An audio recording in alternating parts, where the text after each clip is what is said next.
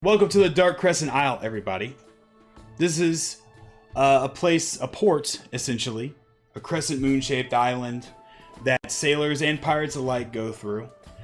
But the mainland is owned by a king and queen. They have their own government.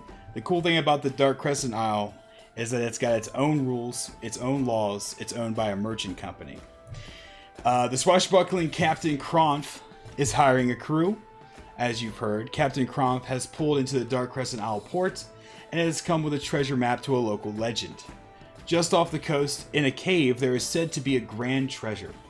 Not only is there a treasure, but at the center is supposedly a legendary artifact that the captain is mainly after. The treasure can be split amongst the party, but the captain gets the artifact. Those are the rules. One by one, our adventurers who saw the captain's post arrive at the Dark Crescent Isle. Jagged Cove Port is what they call this place. It seems like a respectable stop on any sailor's journey to the mainland, but there's more than meets the eye here. Any pirate knows this is a neutral ground, and Jagged Cove Port is run by the Merchants Guild, a private company with its own rules, its own guards, not under the mainland's control. The meeting place the captain told everyone to meet at is a tavern called the Glowing Tentacle, marked with a ship being crushed and dragged underwater by large tentacles of some horrible sea monster. The inside of the tavern is lively, with many groups eating, drinking, laughing, talking loud. The walls are a mixture of a dark stained wood, moss growing on some of it, and so some sections are glassed-in water that have strange glowing tentacles that stretch to the ceiling. However, it looks to be just decoration. Sometimes the tentacles retract and move around, basically making it very unsettling. The tavern has an aqua green glow about it from these tentacle tanks, but in the middle of the tavern there is a giant glowing tank with all sorts of other exotic fish floating around. To the right side of the tavern is primarily tables with all the groups hanging out and talking and chatting, and to the left there is a bar. Most of the tables are filled with jolly locals. However, the bar was mostly empty, with a lone person sitting there. He has a dark cloak on that seems to shimmer when you look at it. He's mostly focused on his beer. The bartender, he wipes out a glass and points to one of the empty tables, clearly expecting the party that just arrived. So you all sit around the party, y'all sit around the table and get comfortable, and a waitress approaches you. And she says, "Hi, my name is Letty Donna, but you can call me Letty. We've got mead, wine, grog, salted ham, chicken legs, and fried fish. I was told that you were all from Captain Krumpf's crew. Well, lucky for you, all the drinks and food are on the house. So what can I get you?" And you guys can now order and talk amongst yourselves. You guys want some food? You guys want some drink? Yeah, let's get a round of beer for everybody. Hey, if you're paying... I'll take a good old cup of your finest grog. Hey! I'm a connoisseur of it.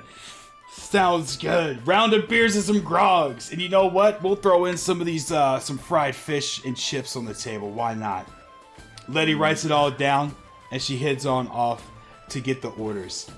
Now, everybody can introduce themselves. You're all sitting around the table, and y'all have obviously been, you've reacted to Captain Krumpf's wanted ad, essentially. You're now all part of his crew. So now y'all got to get to know one another. So who wants to start and introduce themselves? Not all at once, everybody. My name is Mercy. I'm a mercenary from a faraway land. Come in search of treasure and bounty. Hey. My name is Grog Master Smash. I like to smash, and I like the grog. I've traveled the world over trying to find the best grog imaginable, and all I need is some money to continue on with my quest to creating the ultimate grog. I'm here for fortune and grog. I like it. I like it. That's good. That's a man with a mission right there. I like it. It's Val. Oh, Val died and people call me Val. From place unknown.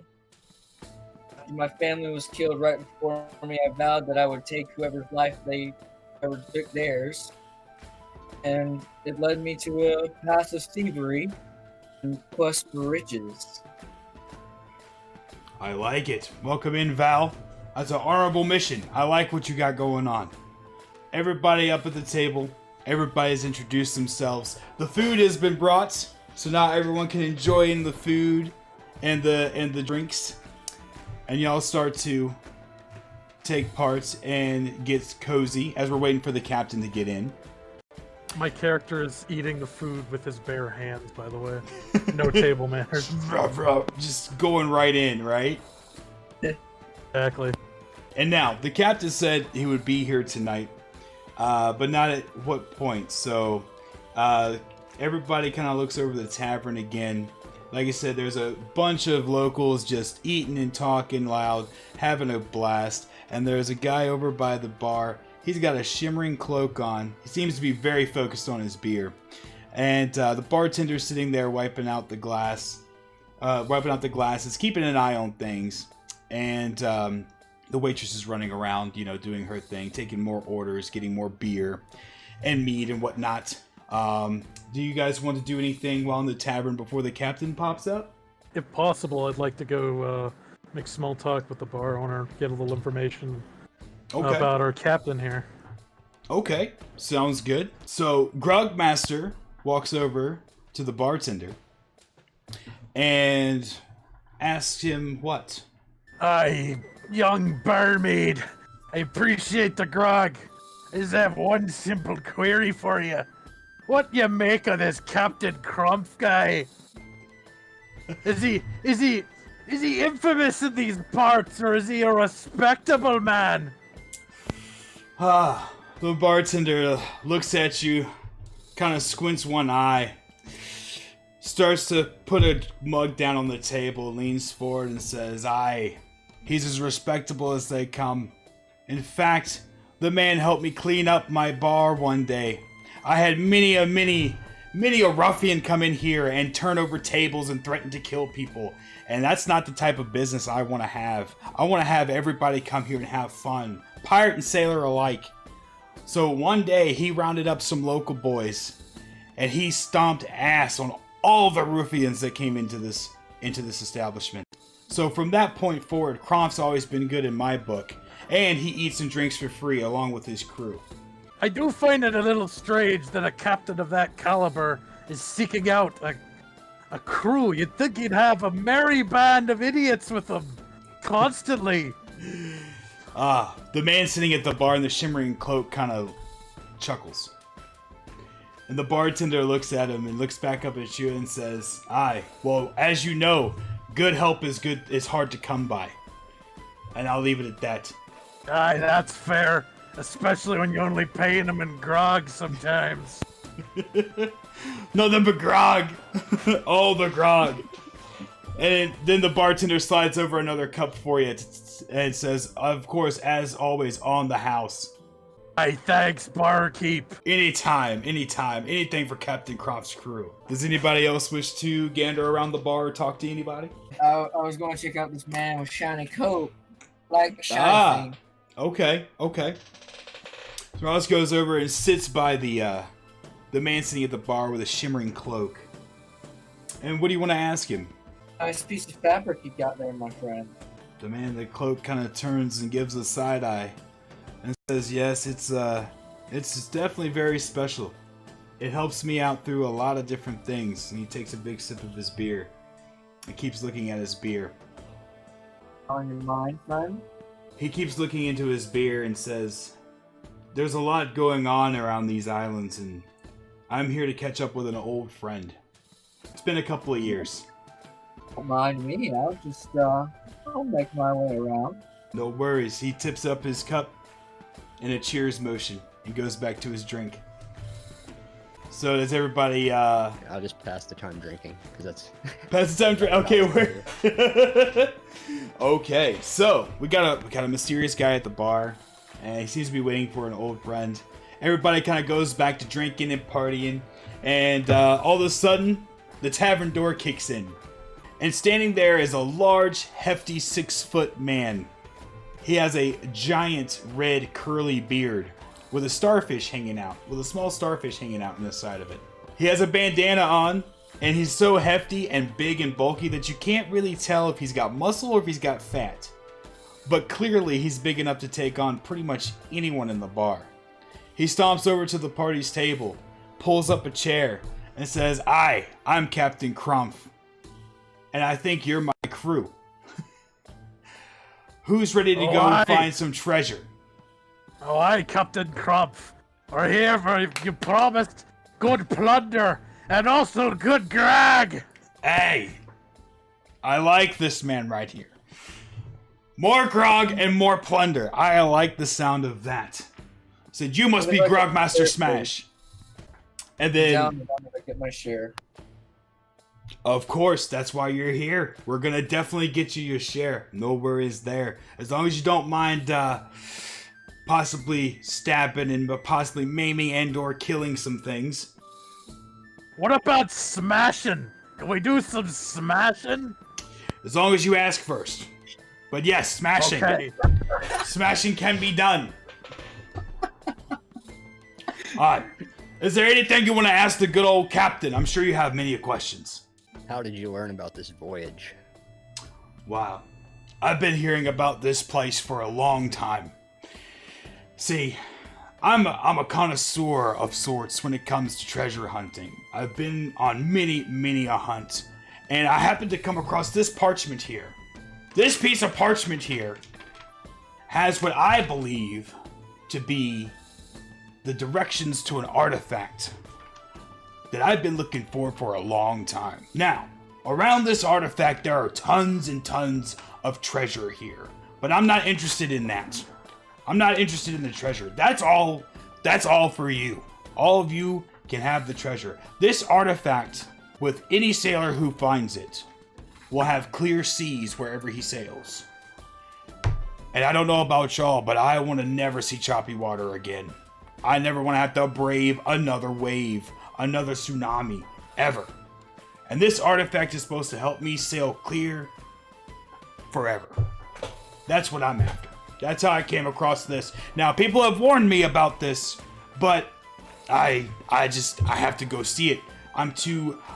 My insides burn for adventure, and this is what I want. My insides burn too, Captain. Aye. They burn with grog. Aye! Cheers to that! Yeah, Captain. I'm hyped for this treasure hunt. That's the spirit!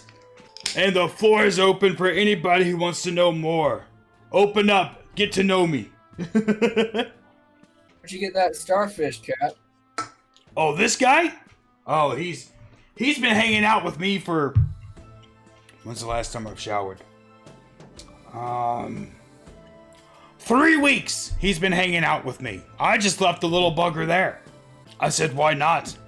Plus, sometimes if I raise my arms up, it helps with defense. People get away real quick.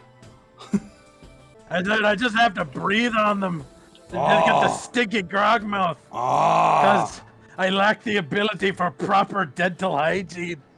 I know how that be. I know how that be. I'm gonna take another sip of my beer. Does anybody have any other questions? Does anybody want to talk about anything else before we go hop on the ship? Where's our first destination?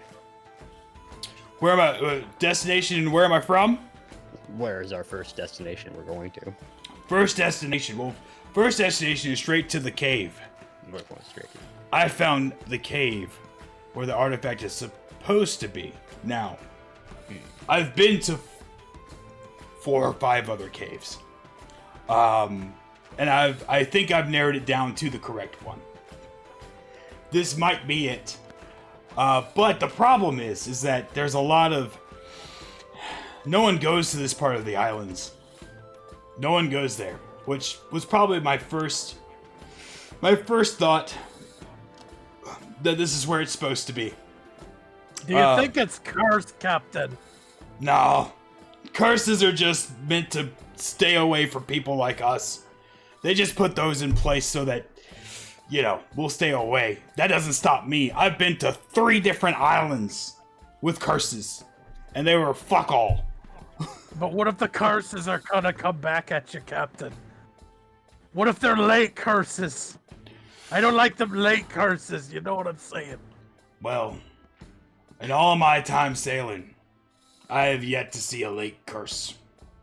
At least not to my knowledge, so I gung-ho it. I go in, and I've made quite a bit of coin. But the only problem is that once a crew seems to get enough coin, they don't want to go on adventures anymore. And I don't know why, because more adventures mean more coin. I don't understand it. They get enough to live well, and they dip out. Was there another question? I thought I heard someone say another question. Where the hell are you from? Where am I from? I am from a small island, way the furthest from the mainland. We had to grow up. It was a very quaint town, but it was okay, but I didn't like it. Everyone wanted me to stay there and take over a farm. I wanted to hit the high seas. I enjoyed adventure. I have been with crews and sailors and pirates since I was 12 years old. It's just in my blood now, and this is what I do. And these islands will forever be my home. But I will say this, fuck the mainland. I don't like their rules.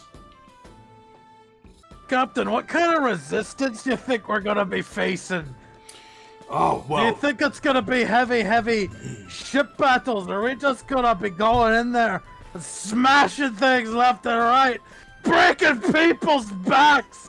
What are we doing, Captain? I'm ready for a fight! I like this man. I like this man right here. What kind of opposition? Well, let me ask you, what's the biggest thing you've faced? I will start with you, Grogmaster. What's the biggest thing you've faced so far in your journeys? 20 kegs of grog and a skinny midget named Jim.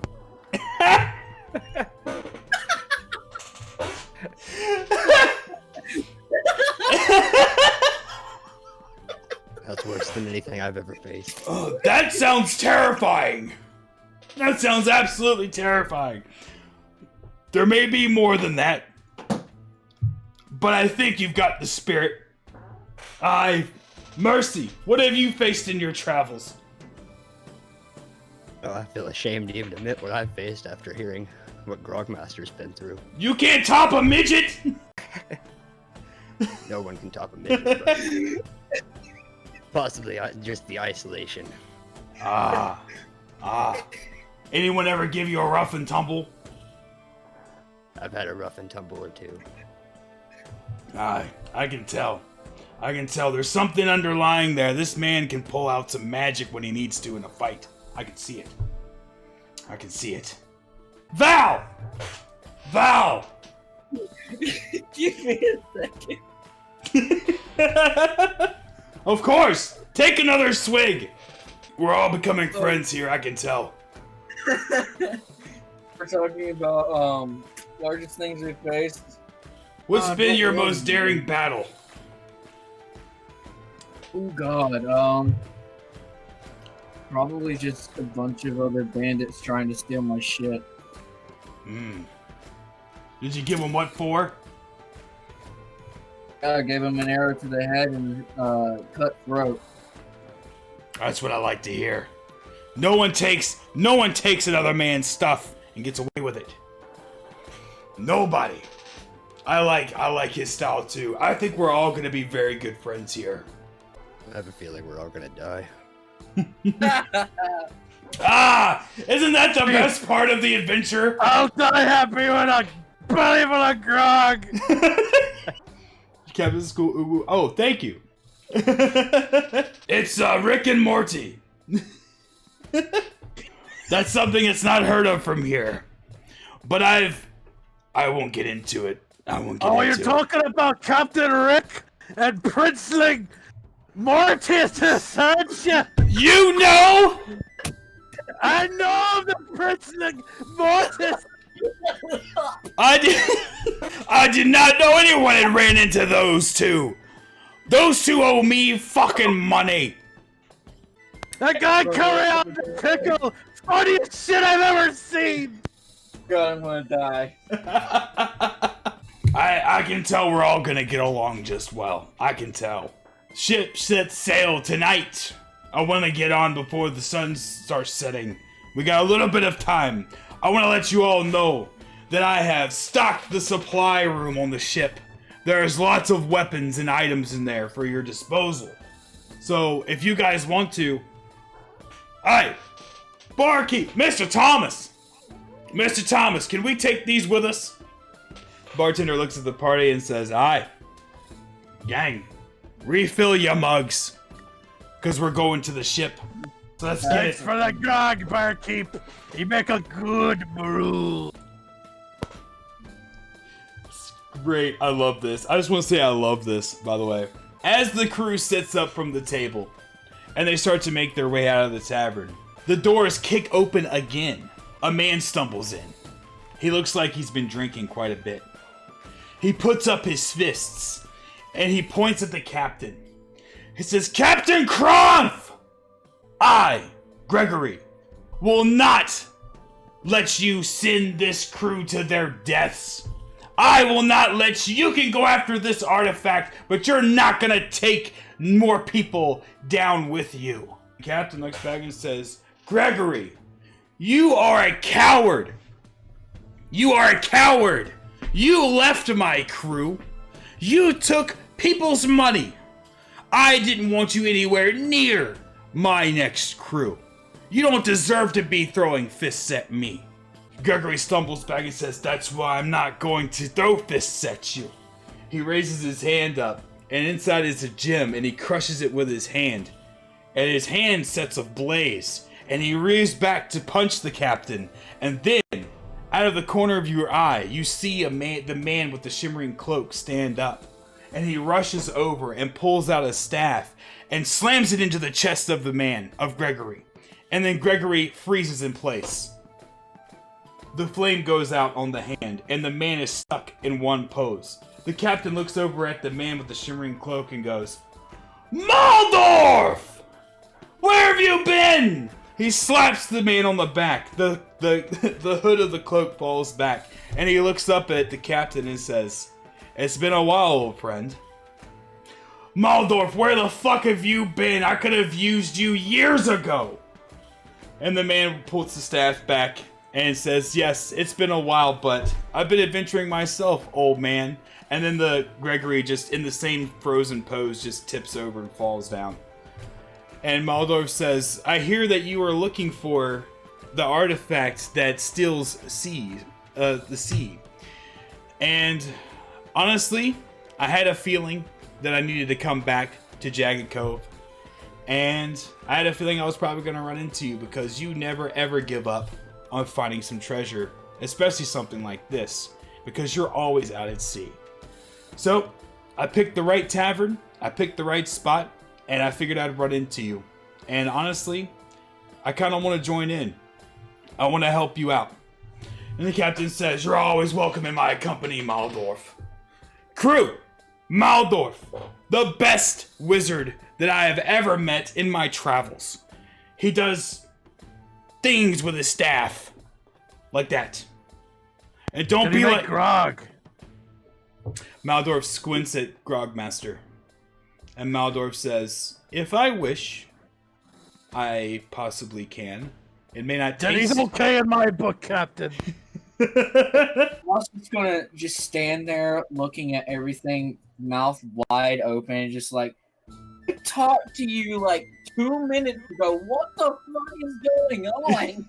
Maldorf looks and says, I didn't know if you were exactly Captain Kromph's crew, but with how ragtag it is, I assumed it was, but I didn't want to jump to any conclusions. I figured I'd wait until something like this happened, and then I could see the captain himself. I was just gonna kind of taillight meet at the ship, but I wasn't gonna let this man attack him with a flame emblem. He had a flame emblem, and like honestly, the captain can't lose that beard of his. Always looking after the beard. He always says I shouldn't cut it. Plus that guy with Greg attacking you, I bet he drinks Bailey's out of a boot. And that's why he's a coward. I was just gonna stand there and be like, oh my god, what have I gotten into? Alright, come on. Forget Greg. He's a pissant. He tried to steal from my crew. The one that, yes, got a bountiful booty and left. But he tried to backstab them. And we never ran into any trouble. We never ran into any issues. None of them even died. Fuck Greg. We're going to the ship. Maldorf, crew, let's go. So everybody heads out. Walks out of the tavern. Barkeep and waitress wave everybody goodbye. And everybody makes off towards the ship. The ship is in port. It's a nice, long, black ship with red accents all across it. The flags are actually a dark crimson color.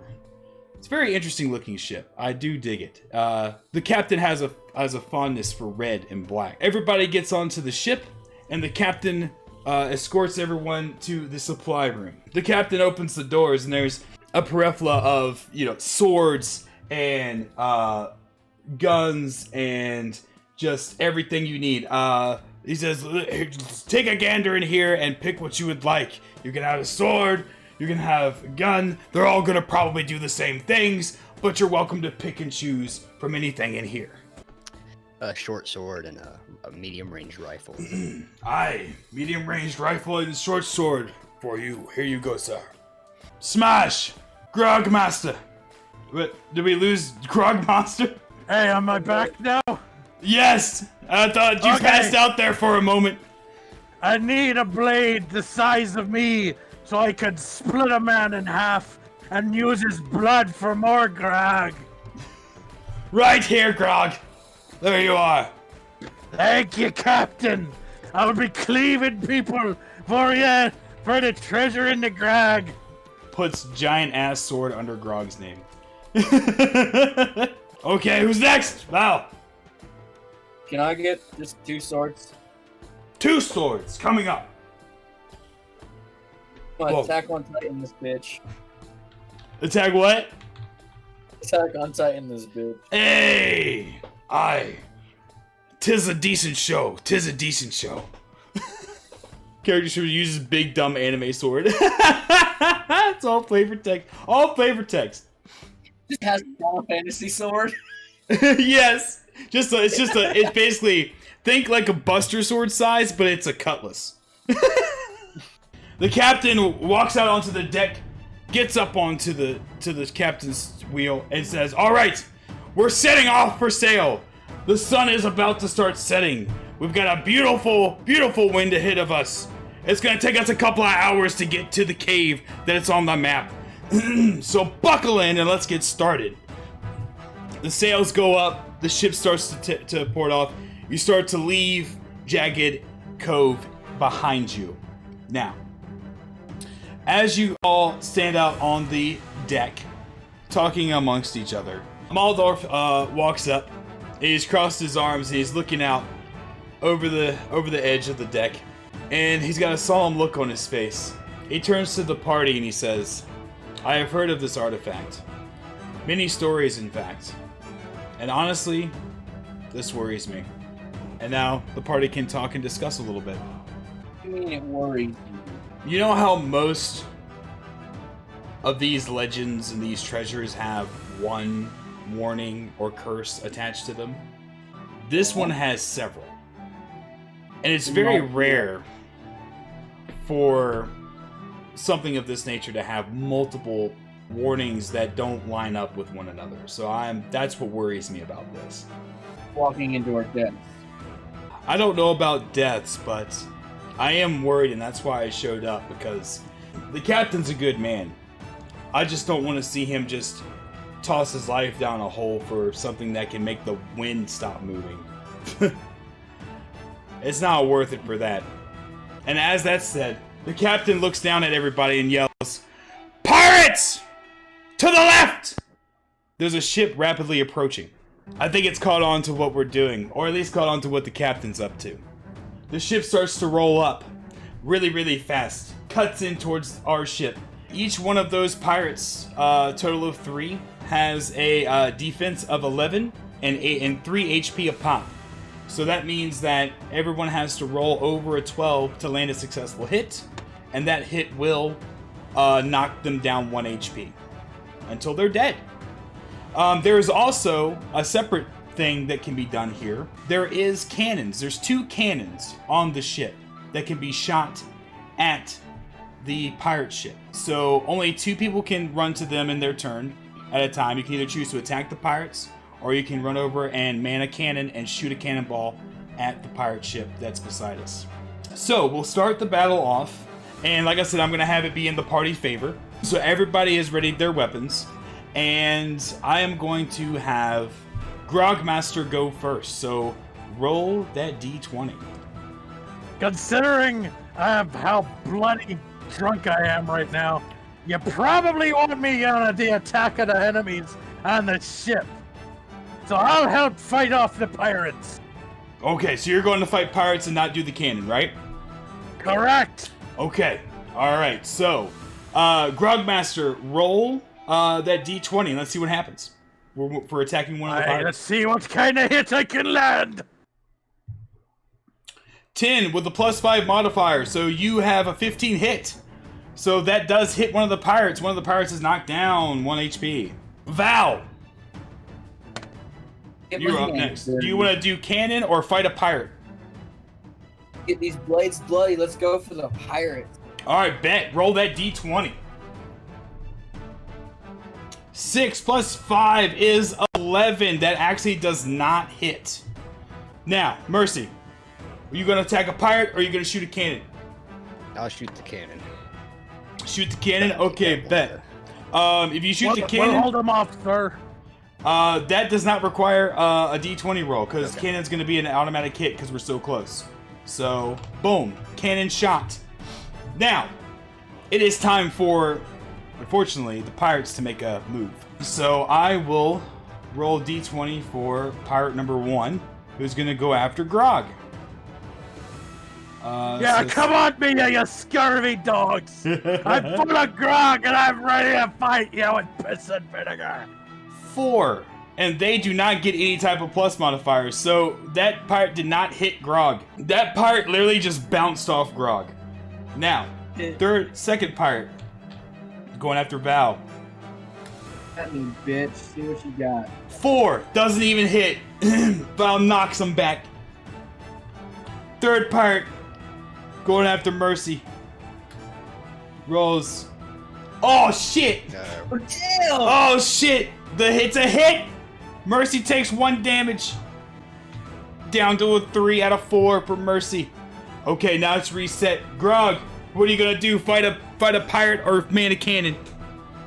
I'm gonna continue my assault on the pirates. But I'm gonna go for the bastard that hit our friend. No one hurts me friends or me crew. Go for it. Mates. Let's see what this old bastard can do. Oh, there goes 15! Shit, got him. Nice. Make up for my mistake. Okay. Attack again. Attack again? Or attack a pirate again, I mean? Yes.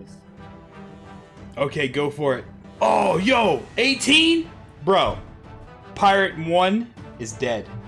I'll trust y'all to protect me. I'm gonna shoot the cannon again. Shoot the cannon again? Okay. Shoots the cannon, alright. See on duty. Bet. Mercy goes for the cannon. Okay, now we're back. We got 2 pirates left. Okay. This one's gonna try to go after Grog. Because Grog's the one that popped in there and tried to go massive damage. So he's going after Grog. Hits an 11. Oh, doesn't do enough. Doesn't do enough. Bounces right off Grog again. You call these attacks? I've been attacked by mosquitoes worse than you. Yes. Second pirate goes in for an attack, going after Mercy again. 18 hits. Mercy is down to 2 out of 4. There's still 2 pirates left. Their turn ends because there's no more pirates left. Or there's just 2 pirates left. So it goes back to the party. Grogmaster, what do you would like to do? Cannon or battle the pirates? I'll go for the pirates again. I'm gonna be on trying to defend the cannon master here. Because I can't see straight. All I'm doing is swinging in a direction, and this weapon's big enough that it'll bound to hit something. I rolled a 15! That's a hit. Pirates down to 2. Val, attacking a pirate or cannon? Alright, boy. Going for the pirate. Let's go. 4 plus... no, that's a 9. That doesn't hit. It doesn't hit. The pirate's still there. Mercy! Are you going to still keep on that cannon? No, I think I'm gonna go for the pirates this time, because the cannon's not working out too well. Okay, so you're going for the pirate attack. Okay, bet. Go for it. 9 plus 5. That's a hit! That pirate is now struggling. It's struggling. He's pretty much near death. One more hit and that dude should be gone. This one's gonna try to go for Gene again. 10 doesn't hit. Second pirate. This time's gonna go for Val. Doesn't hit. Grogmaster, what would you like to do? You're still gonna slash at pirates?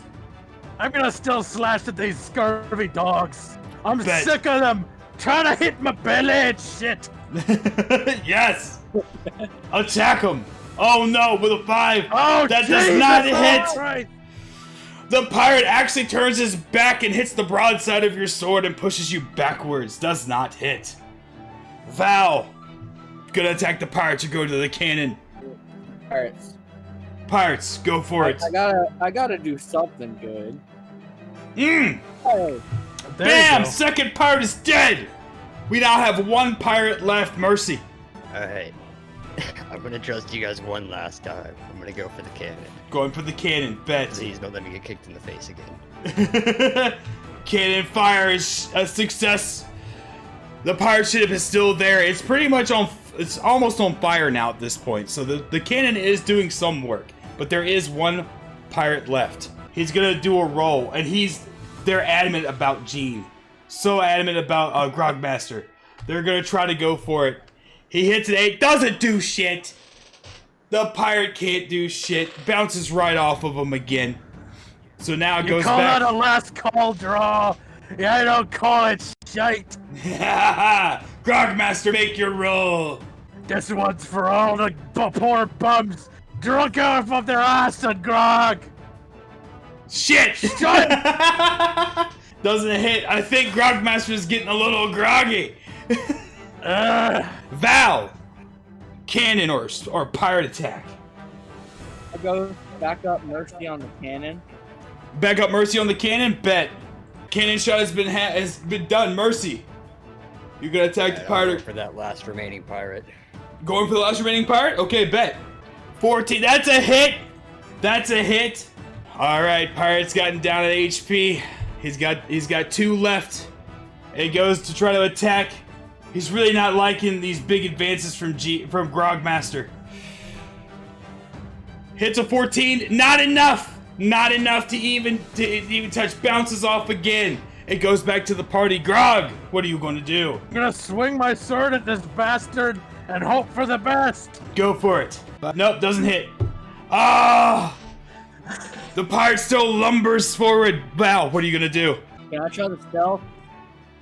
Yeah. Oh yeah. So what did we say? A roll. Okay, so roll and see if you get over an 8. No. Scheiße. No.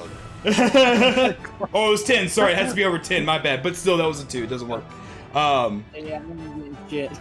Are you gonna do cannon or are you gonna do go for the pirate? I'm just gonna stick on the cannon so I ain't gotta roll. You gonna do what? Sorry. Stay on the cannon. Stay on the cannon. With that, it only needed 5 shots from the cannon to sink the pirate ship. The pirate ship explodes in half, and the remaining pirate freaks out, buckles his knees, and drops down and gives up. And you guys have won the ship battle. That was the whole thing the whole time. If the ship got down, I had the ship at 5 points, but I wasn't gonna say how big that was. And with the ship now knocked out of all points, if there was still like even 3 of them left or 2 of them left, all the pirates would have gave up. I assumed it was like a enemy spawner. Oh, right. I thought about that, but I didn't know if that would make it go too long. I thought about like when one pirate would go down, another one could jump out, but I didn't know if that would like, if that would drag it on too long or not. But that was a good idea though. Yeah. And also the other outcome to that would have been if you guys were just getting like pelted by the pirates and y'all were getting like really crazy low rolls, I was gonna have to where if you guys got too low in HP, that Maldorf was gonna be preparing a fire spell the whole time and explodes the pirate ship. The pirate gives up, and since Mercy got most of the hits there, guess what you get to do, Mercy? What is that? You get to walk him off the plank. Oh, nice. Yeah.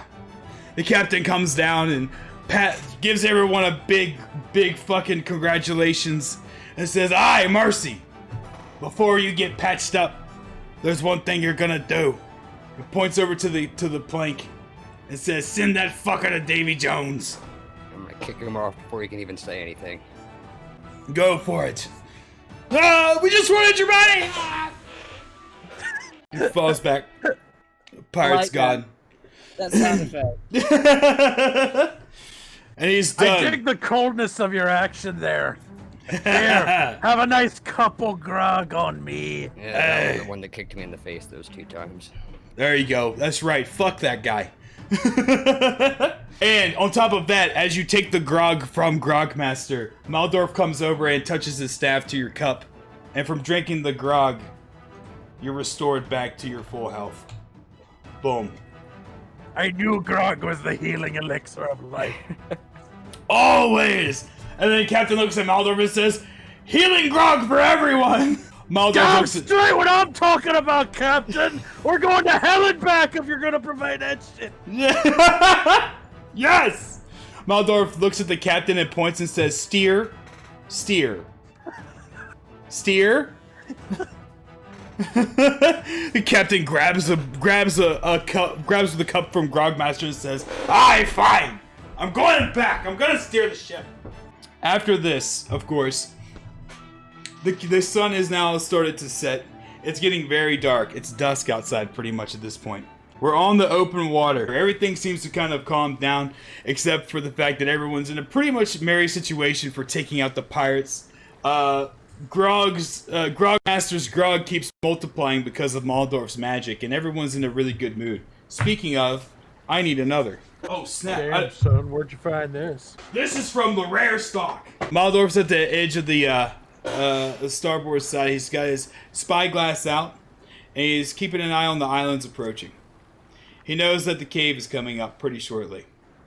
The captain starts to main the sails, make it slow down a little bit. Maldorf says, "Yep, there it is. This should be it coming up here." But he says, "There's something moving around. I see shadows on the beach. I'm a little concerned about that, Cap." The captain looks at Maldorf, drops the anchor, and says, "Nah, it's not gonna be nothing. I ain't worried about it too much. Whatever is there, we'll deal with it." Drops the anchor, and the crew starts to make their way to the boat to get to the shore. So everyone's getting in the boat. Everyone starts getting over to the shore.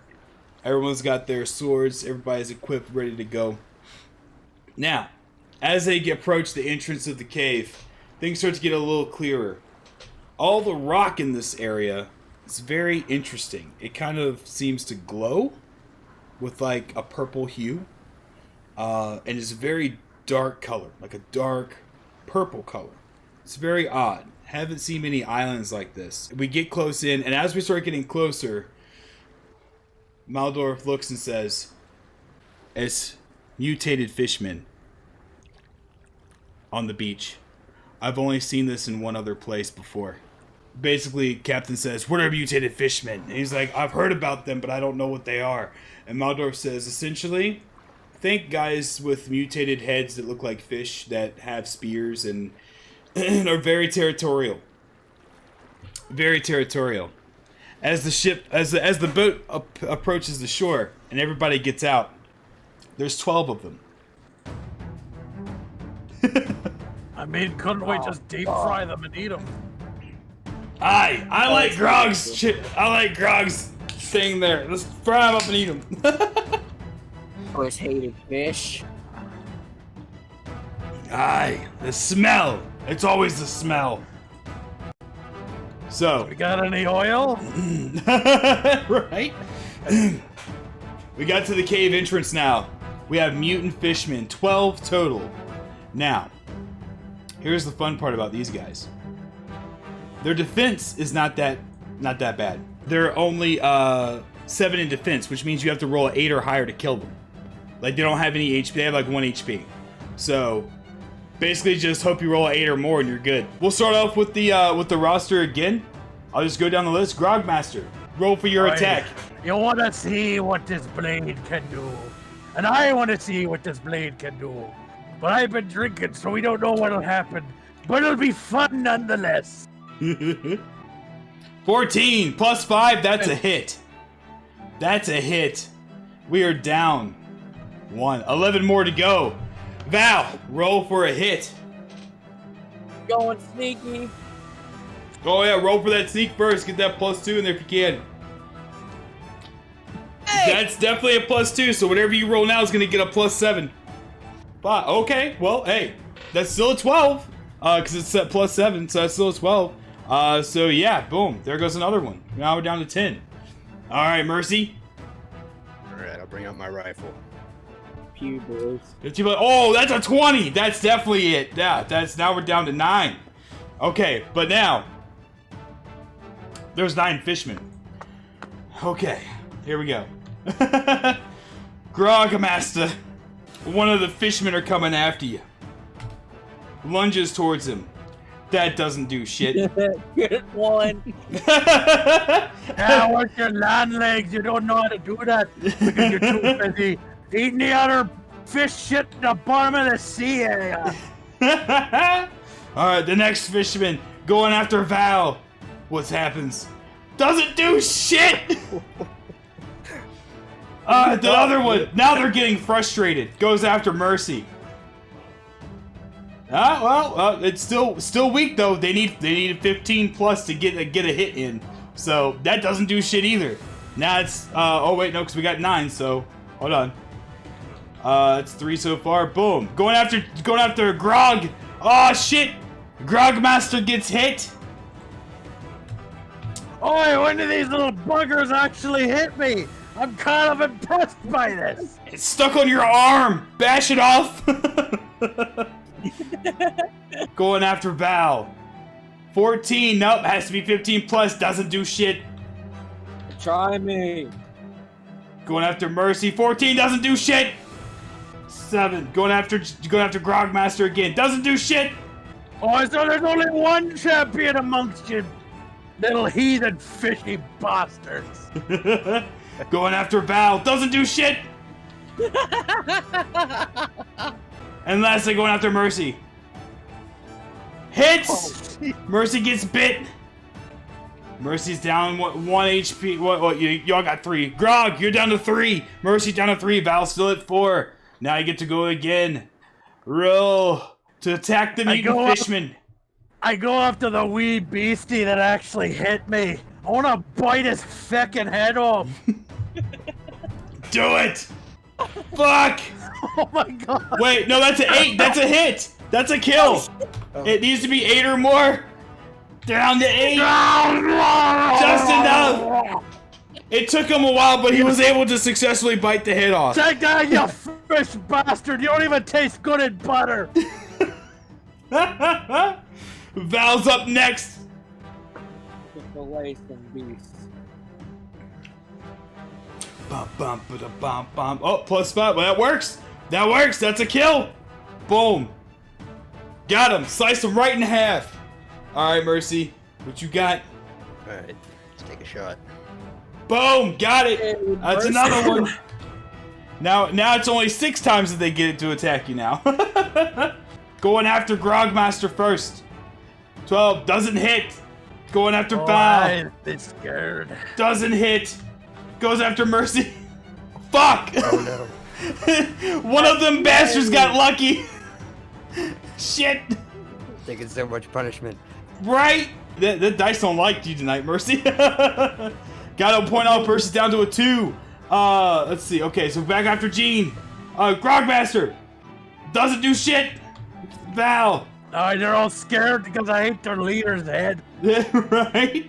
They're mad as shit now. Oh, hey, that's a hit. That's a hit on Val. Val's down a point. Down to 3 HP. And last one going for Mercy. That's a hit. No, no. Mercy's down to 1. Fuck. Just use your potion, man. Yeah, You does do that have use a one of turn, 2. Or is that Yeah, it uses a turn. okay? Grogmaster's up first, though. Would you want to do Grogmaster? Go for that attack? I have 2 kegs, right? Yes. I'm gonna attempt a grog smash on this sumbitch that keeps hurting my friend. Bet. You have to roll over a 10 to get a +2 to your +5. I learned this from an ape that had a tie once. You got it. So wait a second before you do it again. You give it a second, and then do it again. You will have a +7 on whatever you roll. Bet. That's a 14. Sick. That's 1 down. Down to 5 of them. All right, Val. I'm gonna back Grog up and another. Hopefully. 20. Shit. Are you going for stealth roll, or are you just gonna go for I'm regular? going stealth. Going stealth? Okay, bet. Does a +2. Bum, bum. Oh, that's it. 9. That'll do it. Down to 4.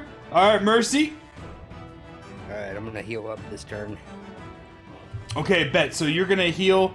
That's gonna give you. You're down to 1 potion, and it's gonna give you 2 health. So you're back up to a 3. Bet. All right. So now we're back to the Mutant Fishman. There's 4 left. BRB real quick? Okay. Well, I'm gonna attack you while you're gone. Nah, doesn't do shit! This one's going after Val. That actually hits! Oh, fuck! Got another chunk out of you. Oh. Val's down to a 2. Third one goes after Mercy. Doesn't do shit. Fourth one goes back to Jean. Doesn't do shit. Grogmaster's on a BRB. He kind of stumbled off. I think he got too groggy. The Fishman won't wait, so we will go ahead and we'll just start with Val. Alright. Let's do a regular attack. Regular attack, okay. It's a hit! Bam! Alright. Mercy, follow him up. Can we get another one knocked out? Let's see. That's a hit! Like it. We're down to 2. Now we're waiting on Grogmaster. Grogmaster! I'm back. Sorry about that. No problem, Grogmaster. It is your roll. There's only 2 of the fuckers left. Okay. I'm gonna swing my sword at him and hope for the best. Go for it. It's down. There's only 1 fucker left. Look at that. Good job, guys. Good job. Okay, so there's only 1 more. It's gonna try to go after Jean. Doesn't do shit. Now it's back to the party. Grogmaster roll again. 13. That's a hit. Congratulations, crew. All the mutated fishmen lay slaughtered across the beach. The blood seeps into the sand. And they're all pretty much dead. It's sushi time, boys. I don't know if it's cannibalism or if it's actually sushi, though. I don't know. Bit of column A, bit of column B. Maldorf pulls out his spyglass. Says, I'm gonna go hunt up and down the beach for a little bit. See if I can find anything. Just want to make sure that we don't get any ambushes after slaughtering all these mutated fishmen. So Maldorf goes up the coast. He returns to the crew holding a piece of wood. The piece of wood has some writings on it that is in a language that no one seems to really understand except Maldorf. Maldorf looks at it and says, I've seen these before. I've seen these in a textbook back on the mainland. Honestly, I didn't even know that we'd find anything like this out here on the islands. This is an ancient language that's been long since forgotten. This is in history books. This is what, this is what you do when you go study at like an actual school for magic. And the captain goes, well, can you fucking read it? And Maldorf looks at it and he goes, yeah. It looks like it's half part of a warning. Well, what does it say?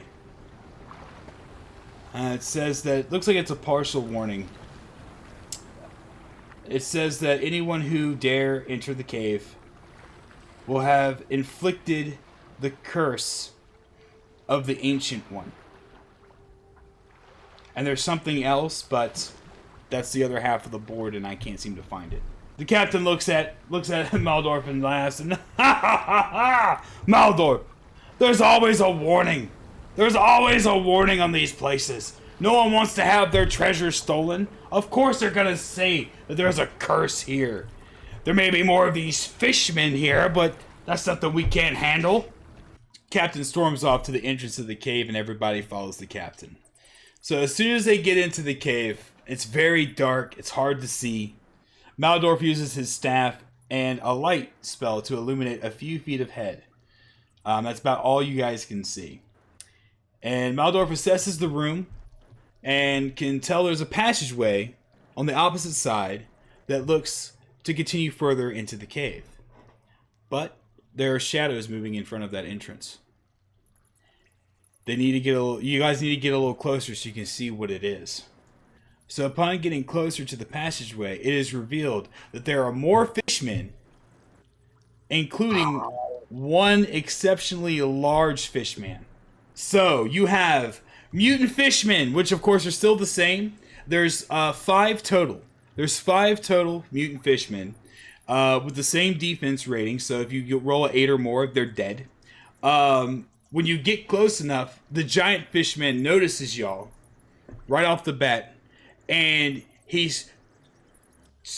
basically holds both of his arms open and screams as loud as he can. And what this does is this enrages one of the other fishmen. Now, the thing about the enraged fishman, so one of the 5 is enraged. It only takes 6 or more to kill the enraged fishman, but his attack is doubled because he's enraged. So when he hits you, if he can successfully hit you, he doesn't do just 1 HP of damage, he does 2. Oh, fuck. Now, the giant mutant fishman is also in the background, so beware of that. And I'm not going to tell you what his HP is, but he is a defensive 14, so you have to roll 15 or higher to hit the giant mutant fishman. Slightly out of character to the other people. How do we want to do this? Do you want me to tank, or do you want to just go for the head of the big guy? Just about to say, are we going to plan this? Because, yeah, I was gonna say, like, you guys can discuss like how you guys want to go about this. Yeah, go for it. We need to get the aggro guy down first because he can do double. Okay, I will do that then. I will go after the aggro to target. Okay. I'll prioritize whomever gets or aggroed as my next target if I defeat that one. Remember, don't die. Don't die. Yeah, Do not die. Oh, you angry little fish head. Come over here and give me a hug. But before you do that, I'll give you a little love tap. Not bad. Bam. Okay, so definitely killed the enraged one. So the enraged one is gone. That could not have gotten any better. There's right. There's 4 mutant fishmen left that are regular, and still the big boy, the giant mutant one. Okay. Going to try stealth. Okay. Didn't get it. I guess I'm going straight attack for the big man. Woo! 12. Boom. Oh, you're going after the big dude, right? So the big dude has a defense of 14, so that clangs right off of him. Doesn't do any damage. And now Mercy. What are you going for? I'll go for the big guy. I'm gonna try my kill shot. Okay. So roll a get 10 plus, and you'll get that +2 to your +5. Nope. Yep, needed more than 10, so no +2 there. Oh wait, no, I'm fucking up. I'm fucking up. You guys already have a +5, so he actually hit. My bad. Because Val got a 12. So that would still give you. We're still doing the +5 with your attack. My bad. I'm fucking up. So that actually does hit. So he's down 1 health point. So boom. I'm just keeping you guys in secret as to how much health he actually has. No problem. So anyway, go ahead. Sorry. Go ahead, Mercy. It's 5. It's a 10. Doesn't hit. No. First Mutant Fishman going up to bat for Grog and hits. Just, man, 1 point. 1 point and he wouldn't have hit. Love tap, eh? Got us down to a 3. Second Fishman, Mutant Fishman going for Val. Oh, 19, that's a hit. Okay, Val's down a point. Third Fishman going for Mercy. That's a hit. All right, Mercy's down a point. Swinging. Fourth Fishman going back to Grogmaster. Does not hit. Now, the big boy. Little duck and roll action there for you, boyos. Hey! But now, unfortunately, you've got the big one. He's angry. He decides to go in for an attack since you killed his enraged fishman. So he decides to go for an attack. Salty fish, eh? He's very salty. You made him so salty. He's going right for you. Now, Giant Mutant Fishman leans back for a swing. His base attack can hit 2 people.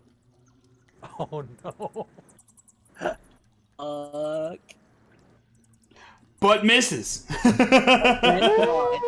Woo! So Gene and Val were able to duck that one. Now it resets. Now y'all can discuss between rolls. So now it's in y'all's favor. Y'all can discuss how you want to go. You got 4 Mutant Fishmen left and 1 big boy. Okay, here's my suggestion. This is out of character, obviously.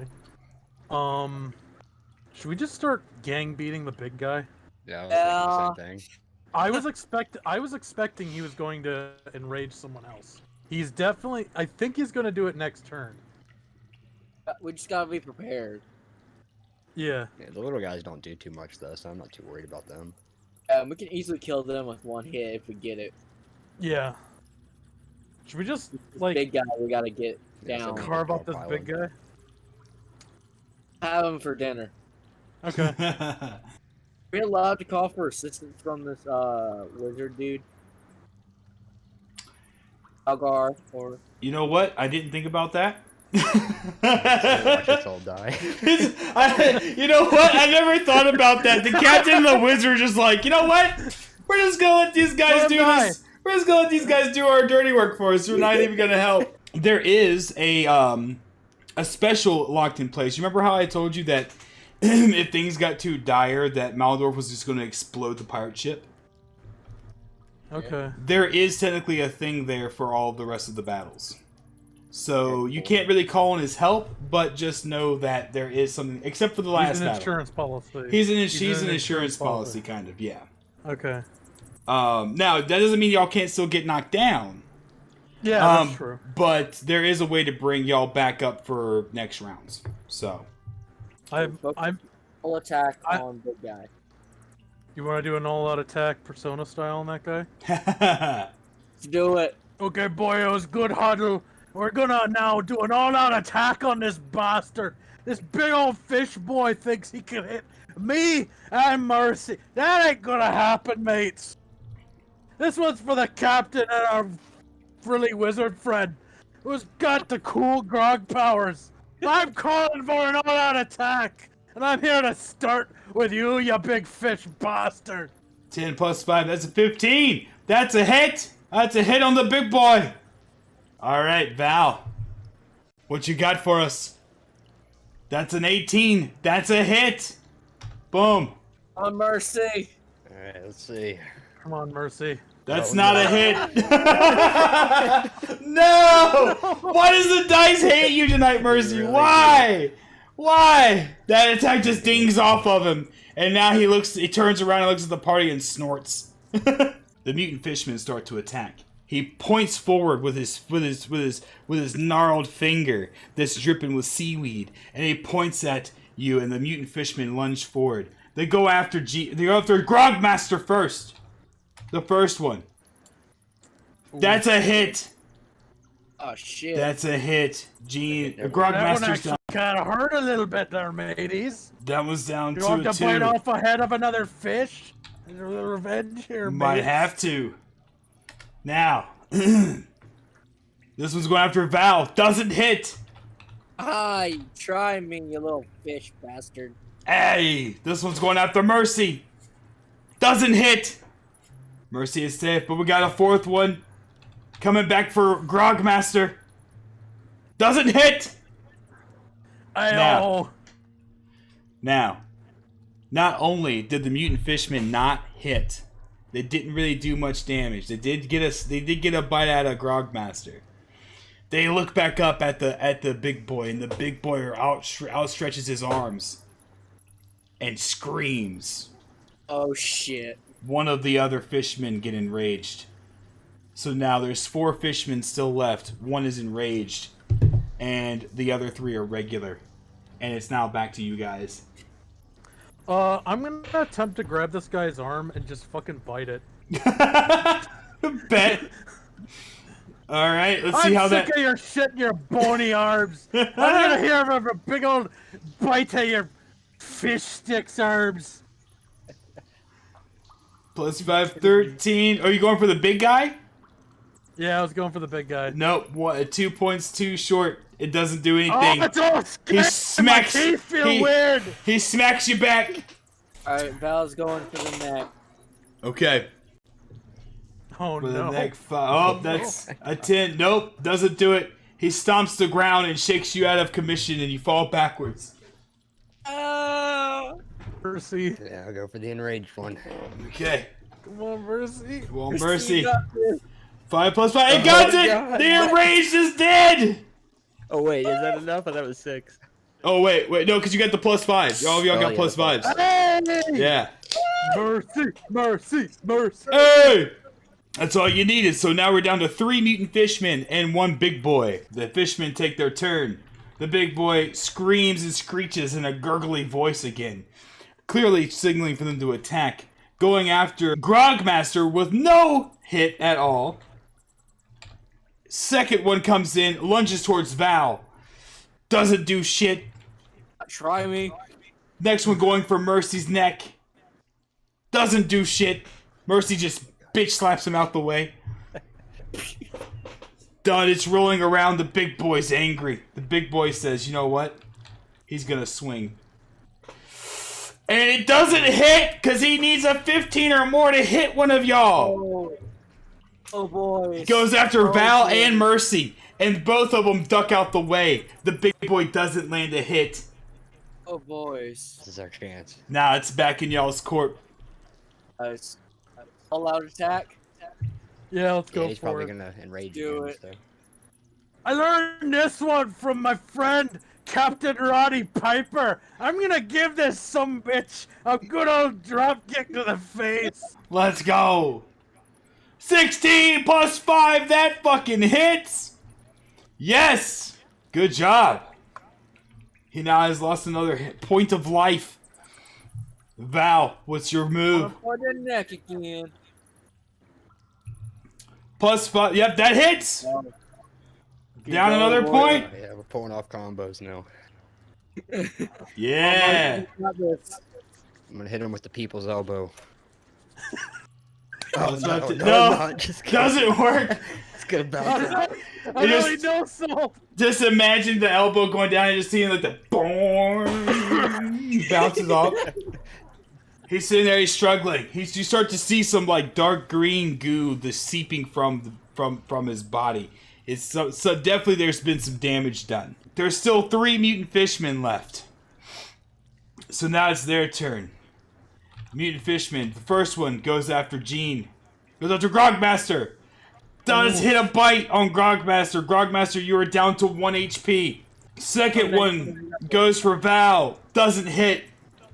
Third one goes for Mercy. Doesn't hit. The big boy outstretches his arms and screams, and he enrages one of the 3. Oh. Mutant Fishman, and that ends the turn. So now you have 1 enraged mutant fishman, 2 I'm regular, gonna- and 1 big boy. I'm gonna spot heal. Alright. Sounds good. Is that You your need first it. potion used?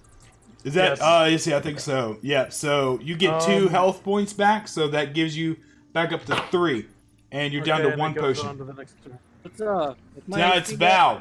Val, you're at 3 HP. Alright, cool. Alright. I'm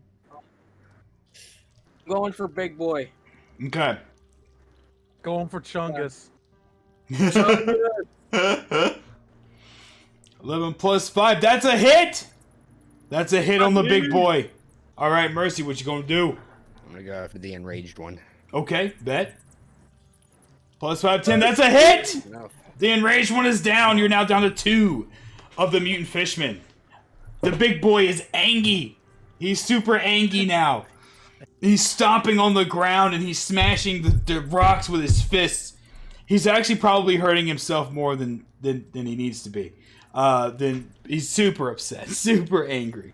The Mutant Fishman turned to you. He just screams and he points with both of his fingers this time. Because they're not very smart creatures, you know. They just point and yell. Going after Gene. That's the first one. Oh, yeah. Going after Grogmaster. That's actually a hit. Oh, no. It's a good thing Grogmaster hit that health potion. Because that would have been a down for Grogmaster. Not got anything. I'll just drink my problems away. The second one's going after Val. Doesn't do jack squat. Slap in his face. The big boy decides he's going to swing. Oh shit. And this time he's going after Grogmaster and Mercy. Oof. With an actual hit. Hits both Grogmaster and Mercy. Grog, you're back down to a 1. Mercy, Oh, you're you're down to a 2. Val, you're at a 3. And now I'm back in y'all's court. Oh shit, boys. Okay. Okay. Okay, we have to. I have a gambit idea, but I want your guys' like suggestions. Okay. Are we gonna assume that if we kill the big guy, that'll make the others retreat? It happened with the pirate ship, so it might happen here. These guys don't seem very smart. They don't. I'm thinking about trying an all-out attack with my second grog barrel, but I really don't want to. I wanted to try and keep that for the last encounter if possible. Yeah, I'll say As a save it. I think we backtrack. can take him out without using it. Do you think we should just all go aggro? He's got to be getting dead soon. If I'll not, say this 2 turn, of the us next- attack him and one of us take out one of the remaining fishmen.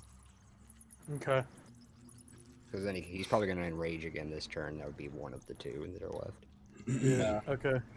And right now, the 2 that are left do have to be hit with an 8 or more, since they're not enraged. And worst case scenario, even if I get downed, I'm pretty sure you two could clean up if need be.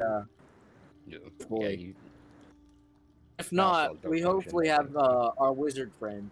Yeah, we got Hopefully. the wizard insurance policy. We'll see what happens with that.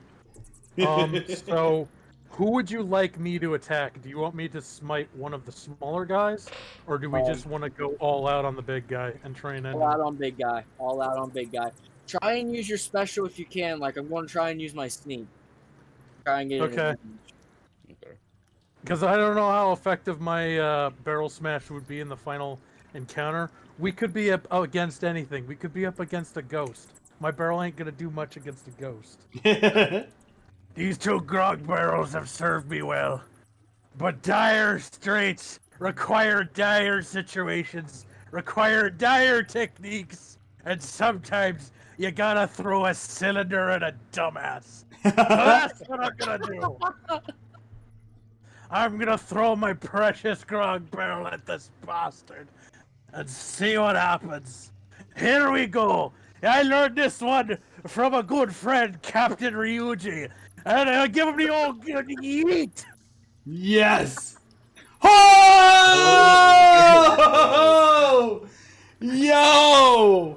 Holy shit! Can we, like, Perfect timing. oh, I almost just want to give it to him at that point. Like, like when you roll a nat 20, good God. That's to put an extra. Well, technically it does put an extra +2 on your +5. So now whatever you roll gets a +7 going against the Okay. big boy. What if it's another 20? Hmm? Okay. Hey, Not bad, that's not a bad. 20. That ends up being a 20. Okay. Because that's +7. So that definitely hits. Boom. All right, Val, what you got? Alright. You going for big boy or one of the fishmen? Going for Big Chungus. Big Chungus. All right, bet. First, I'm gonna try my sneak. All right, go for it. Nope. Alright, regular attack then. Okay. Oh no. 5-7. That does not hit. That does not hit. We still got 2 mutant fishermen. Fishmen, and we got the enraged boy still. Oh, not the enraged boy, the big boy still. So we got 2. One's going after Grogmaster. Oh, that's ball game. That's ball game.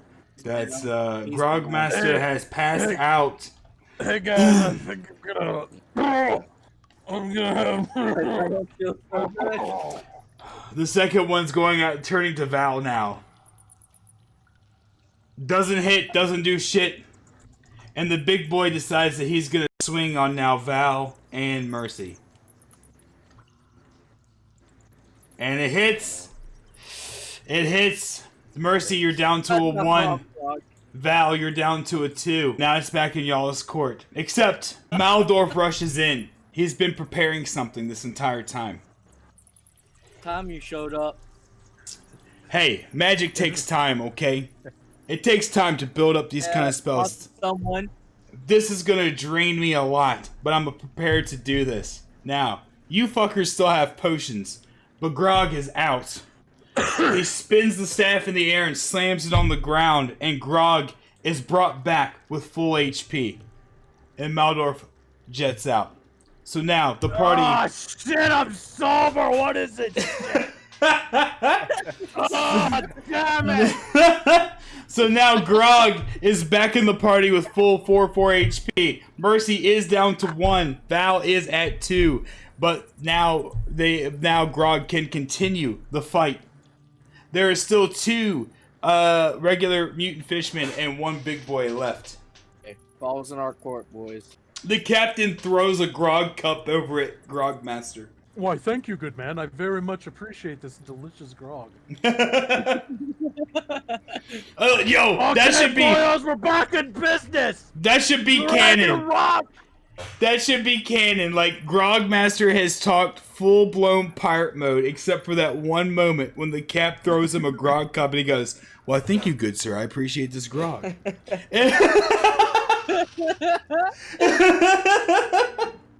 It's canon now. It's on the live stream. It's going in the VOD. Boom, it's going in. Alright, Grog, where are you gonna attack? I'm gonna go for the big guy because he made me sober for like 10 minutes. This is fucking awful. So, I'm just gonna bite his leg because fuck him. Oh, for fuck's sake. No!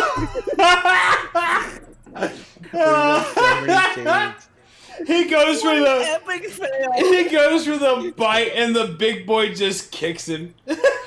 Val, how do you respond? Worthy of the second grog hit, you bastard. Yikes, how's the teeth there? That's also true. I could have made him lose it. Actually, you know what? Yeah, he doesn't bite. He goes to kick, and then Grogmaster goes to bite his leg and breaks 2 of his teeth. I just spit them out at him. All right, Val, what are you gonna do? I'm going after the big man. As I go in for the attack, it's gonna be like, Grog, you dumbass. 7 plus 5 is 12. It does not hit. Excuse some. Doesn't hit. I'm a drunkard. Doesn't hit. Mercy, where do you go in? You going for the 2 fishmen? One of the smaller guys, yeah. Okay. 4 plus 5, 9. That's a hit. That's a hit. We're down to 1 mutant fishman. Okay. Okay, so now we've got basically just 2 rolls here. Mutant fishman's looking at Grog with his 2 broken teeth. I flip him off. And then the mutant fishman lunges forward. And actually lands a bite. Grog loses 1 point down to 3. It's now time for the big boy. He's not a smart creature, but he knows. He knows that they're close to losing. He goes for the attack. He goes to attack Grog and Val. I flip him off. You fucking bastard! Oh, Jesus Christ! Why? Oh, no! No!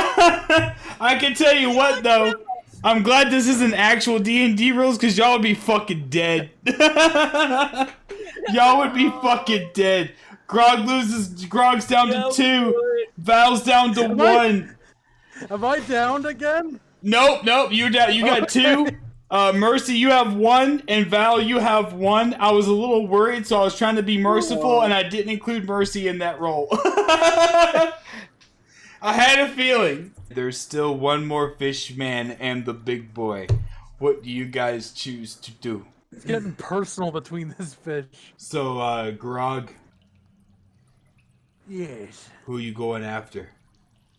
I learned some stuff from a wild man from the faraway island of Texas. And there is legends of him being cold as stone. So I'm gonna give him a special little maneuver. I'm gonna flip him off and then stun his ass all the way to Davy Jones' locker. And then I'm gonna eat him. Cause why not? Putting it all on the line. Are you using I a give him keg? the bird. I give the dumb fish the bird. Flip him off. And I boot him in the gut. And we'll see what happens there. If I could type D20, that'd be really helpful. Plus 5, 12. Doesn't hit! Oh, for fuck's sake. Doesn't hit. Bounces off. Alright, Mercy. And I'm going for the last small one. Alright. That's a hit! Yes. That's a hit! Boy. It's down. No more mutant fishmen. We're just down to the big boy. When we're done with this battle, we're eating this fat fuck over here. The ultimate insult is to let him be in our digestion. Mutant fishmen are down. Mercy took care of the last mutant fishman, so it's just the big boy left. I'm a heal. I'm gonna use my first potion. Use first potion. That takes up a turn, so you're now up to 3. Mercy, you're at 1. Gene, you're at 2. Goes back in turn now to the enemy. All's left is the big boy. He has nothing left to enrage, so he attacks. Doesn't hit! Thank God, because Mercy Girl was gonna die. Doesn't hit, so that's back in y'all's court. Guys, I got it. Yeah. We need to press triangle for an all-out attack. Okay. Alright, I'll risk it. For my special move with the big old sword, I tended to look up to the clouds for inspiration. I'm going for a limit breaker on this bastard.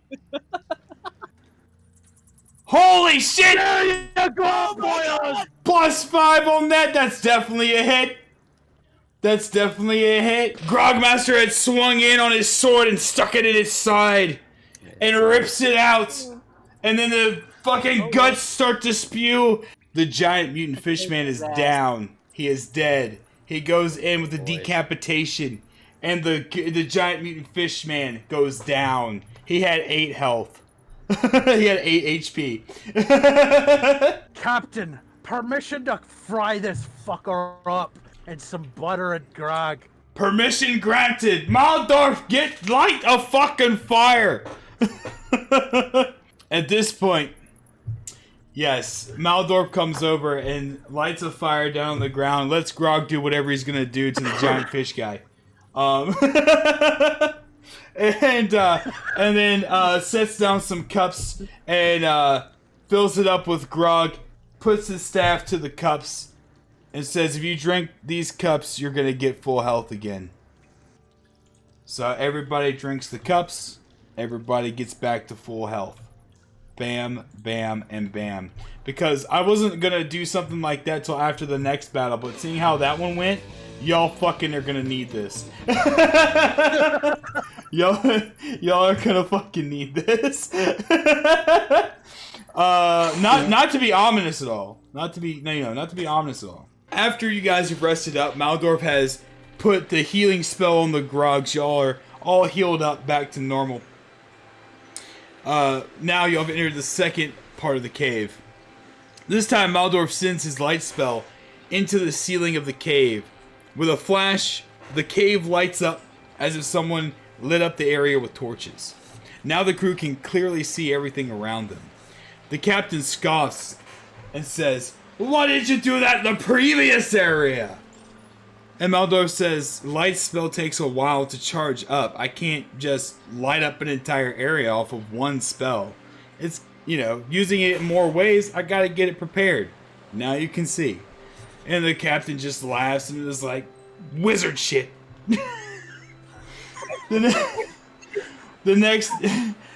Maldorf said, "The next area, it'll be back to the staff. So enjoy it while you got it." Gotcha. Now being able to see clearly, everybody notices that there's something in the middle of the cave that's moving up and down. It looks like it's rocks moving. And much larger than even the giant fish guy that they fought previously. Maldorf gets a little closer. Turns around and looks at the crew and whispers, "It's a golem." Maldorf visibly looks more worried and turns to the captain and says, "Yeah, take on anything, right?" The captain grunts, "Nah, let's fucking go." So yeah, there's a golem in the middle of the cave.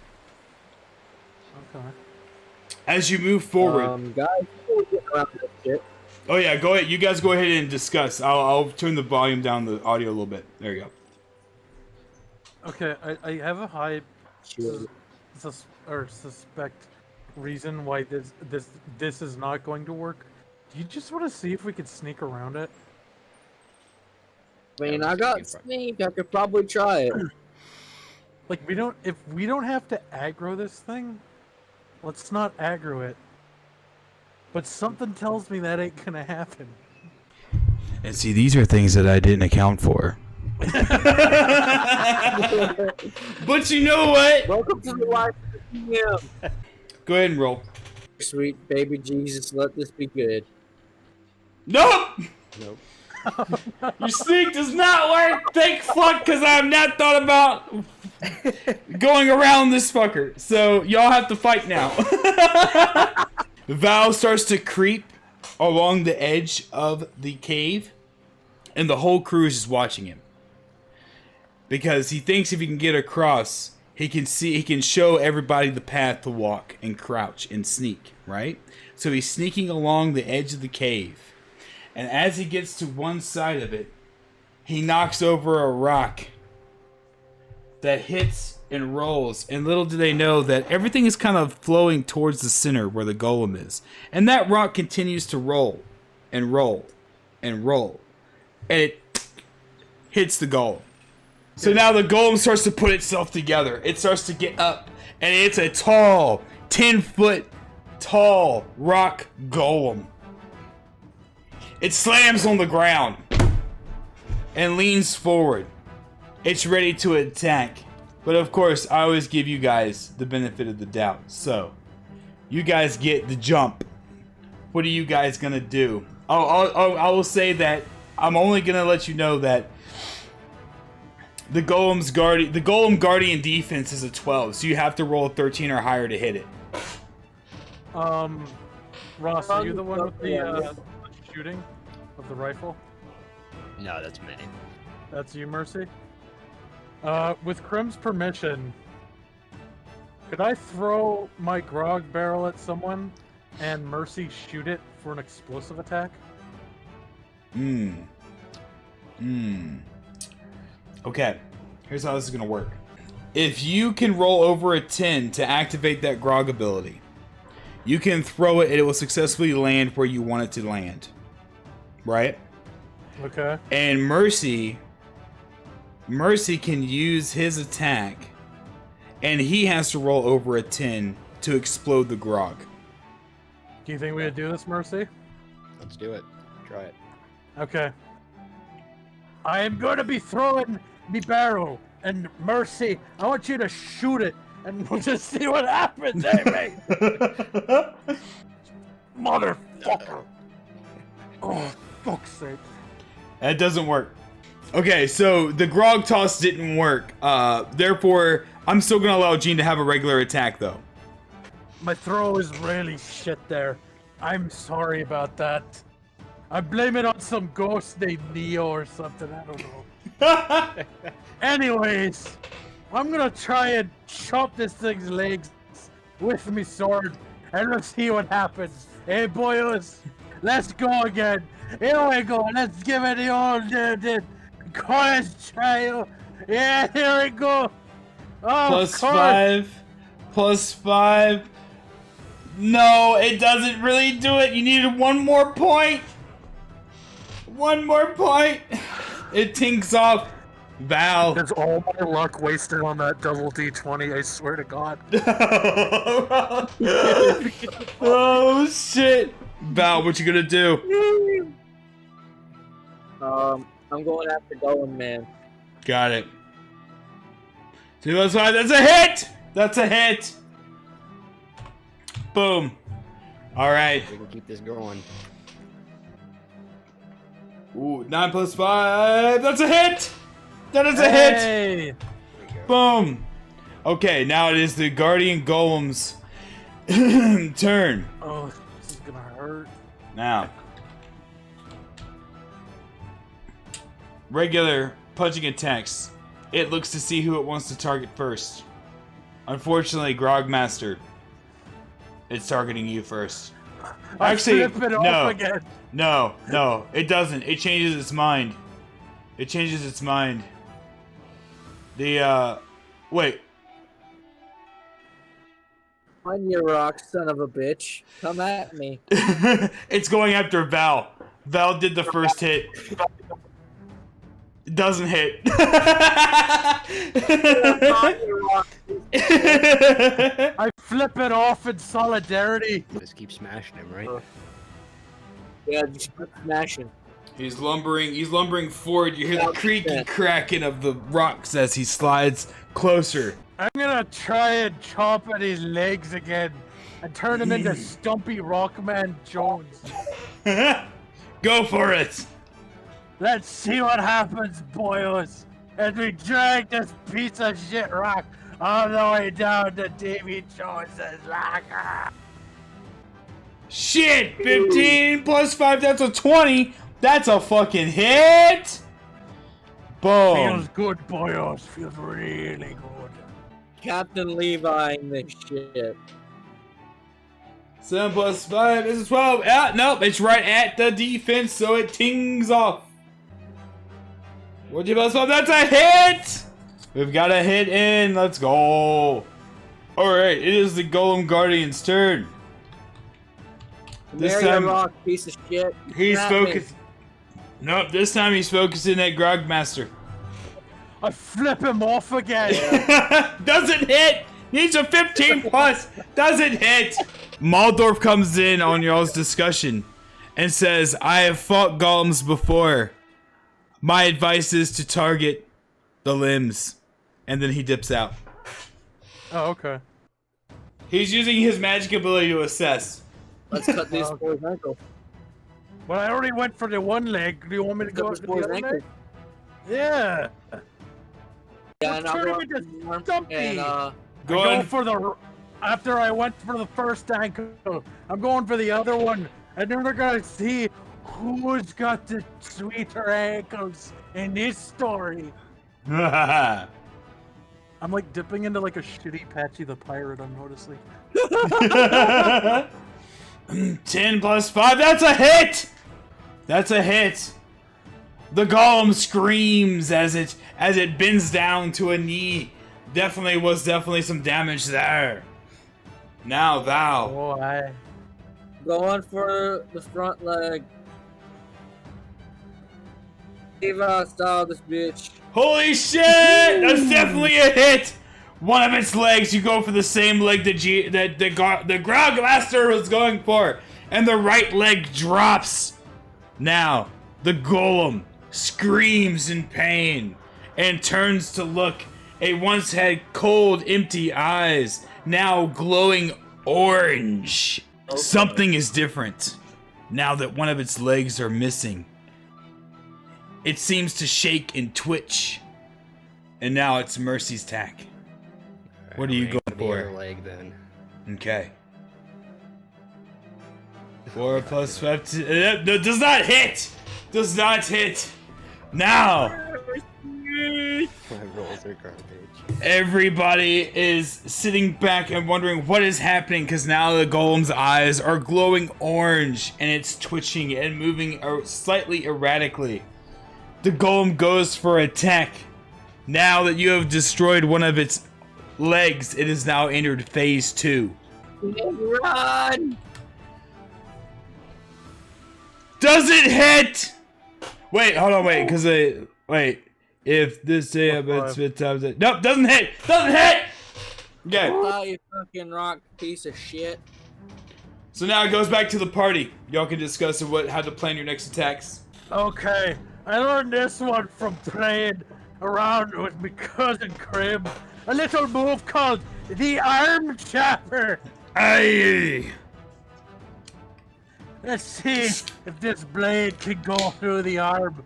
I wish I knew how to spell D20 half the time. It's a hit! It's a hit! The golem screams in pain and clutches its right arm. Now, Val, where are you going? 'Cause why the fuck not? 12 defense, you hit! Boom! You know what? You know what? That's gonna hit, and I'm just gonna have it hit one of the weakest areas, which is the right arm, which now the right arm is off. So now it's lost an right arm and right leg. Left And leg, now yeah. its glowing orange eyes have turned red. Oh, jeez. And now it's shaking even more profusely. It has entered stage. It has entered phase 3. Let's see what I get. There we go. Hey, there you go. Then plus 5, bet! Going for another one of them legs, bet! Hey, Alright! shit, boy, oh hell yeah! The golem, right? It's turned its glowing red eyes. It is down an arm and a leg. It has now fallen to its side and starts to spin in place. Oh shit, guys. It has activated its steamroller attack. Bruh. Because it has now entered phase 3. Are you... Oh, no. 19. And let me tell you what happens when it's down to one arm and one leg. The steamroller attack gets a +3 chance and attacks 2 party members. God. So that's a hit. And that goes straight for Val and Grogmaster. You are now down to 3 HP. Grog and Val. And now it's back in y'all's party. It's back in y'all's court. So we're like basically dealing with a Beyblade right now.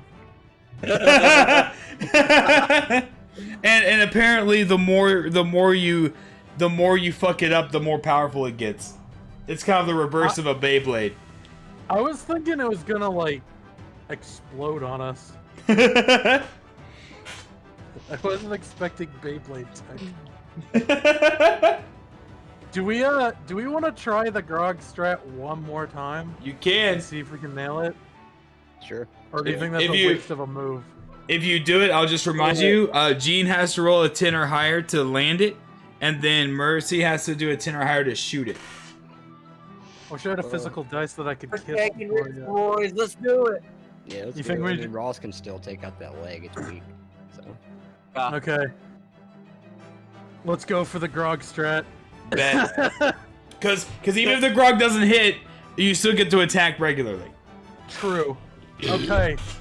I'm gonna go back to my boil, Ryuji, Captain Ryuji, and I'm gonna yeet this barrel at him. Yeet! It's a hit! It's a hit! Hold on. I got you. Hold on.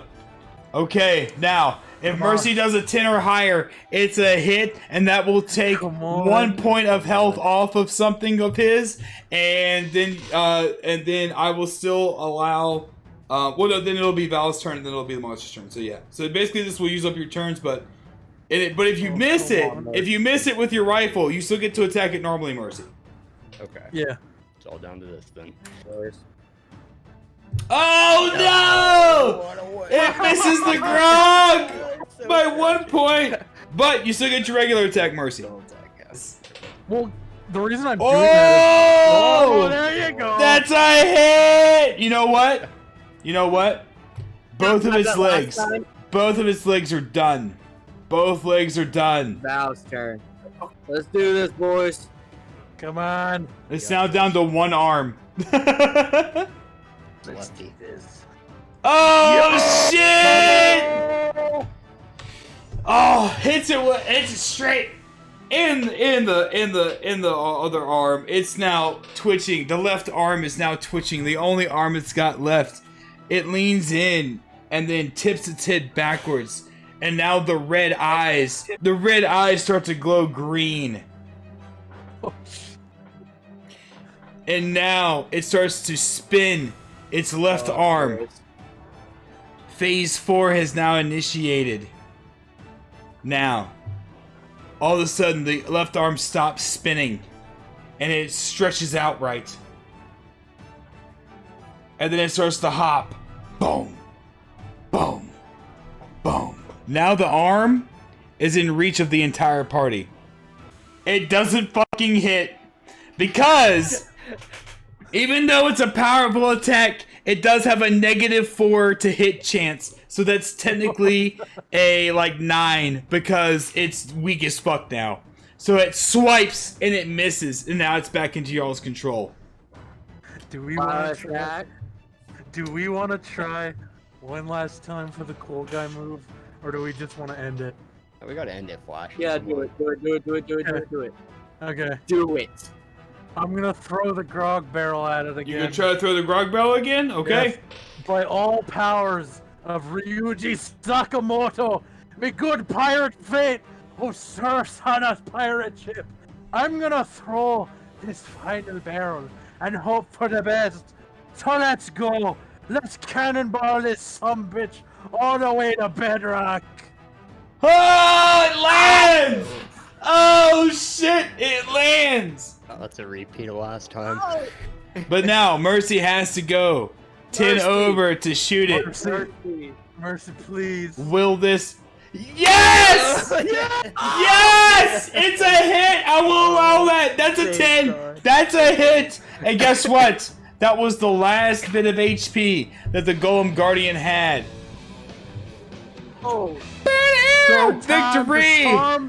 The arm rips backwards off of the explosion. The rest of the body of the golem starts to twitch. Red and orange and green all start to reverberate through its body, and it explodes. Rocks go everywhere, and 5 orbs drop from its body. You have defeated the guardian rock golem of the cave. As a player, I give a massive high five to Mercy for that one. Yeah, I reciprocate the high five. There you go. Just walk up to both of them and be like, holy shit. The captain goes, woo! and Maldorf says, see? Maldorf says, golems, always the limbs. Always the limbs. You guys did good on that. Blue on stream is so much cooler. Yeah. Yo. I'm so happy that actually worked. You guys, please clip that one. You guys did amazing with that. Maldorf, once again, says, pulls out the cups, says, Grog Master, fill your grog into the cups. I magic man, I got you. Grog Master fills up the 3 cups. Maldorf touches each cup with his staff. It's healing grog. So everybody drinks that. Everybody's back up to full health. After everyone drinks the healing grog, Maldorf starts searching around the remains of the golem. And he pulls out what he calls the heart and 3 limb orbs. Each player gets a limb orb. So Maldorf comes over and says, Grog, this one's for you. Yep. Val, this one's for you. And Mercy, this one's for you. But I'm keeping the heart. No heart. Magic Man, can I eat this orb? No, it's not edible. Oh, okay. But hang on to it because it can actually catch you some coin. So hang on to them orbs. Oh, okay. So each player gets one of the orbs. Coin, you say? Yes, coin, yes. So you don't want to eat it, you want to hang on to it. The magic used to create golems and their parts are very old and very valuable. So hang on to these. And the captain pipes up and says, why don't I get an orb? Maldorf says, because you're here for the artifact, remember? We get the booty, you get the artifact. That's our plunder. And the captain grunts with a smile and is like, all right, fine, fair, understood. The crew passes through the next section of the cave. Maldorf's spell unfortunately has returned to his staff, so he can't see but a few feet in front of him. The section of the cage is the section of the cave is much larger than before. There are some lights coming from the ceiling from holes that lead to the surface, and they seem to illuminate the middle of the cavern. In the middle, the crew can see what looks to be an old altar with 3 pedestals surrounding it. And the stone steps leading up to the altar that look like they're made from stones that of like rock or granite or something that hasn't been on this island or any of the islands y'all have been on. The stone looks so unique, like it's been brought there, and it's made from like a green stone. Along the ground, Maldorf's light on his staff starts reflecting off objects on the floor. As you peer along the floor, you notice that there is gold everywhere. Gold pieces, precious stones, and more valuable treasures just strewn all across the floor. And they build up towards the stairs to the altar. The captain gets very excited and slaps Maldorf on the back. This is it!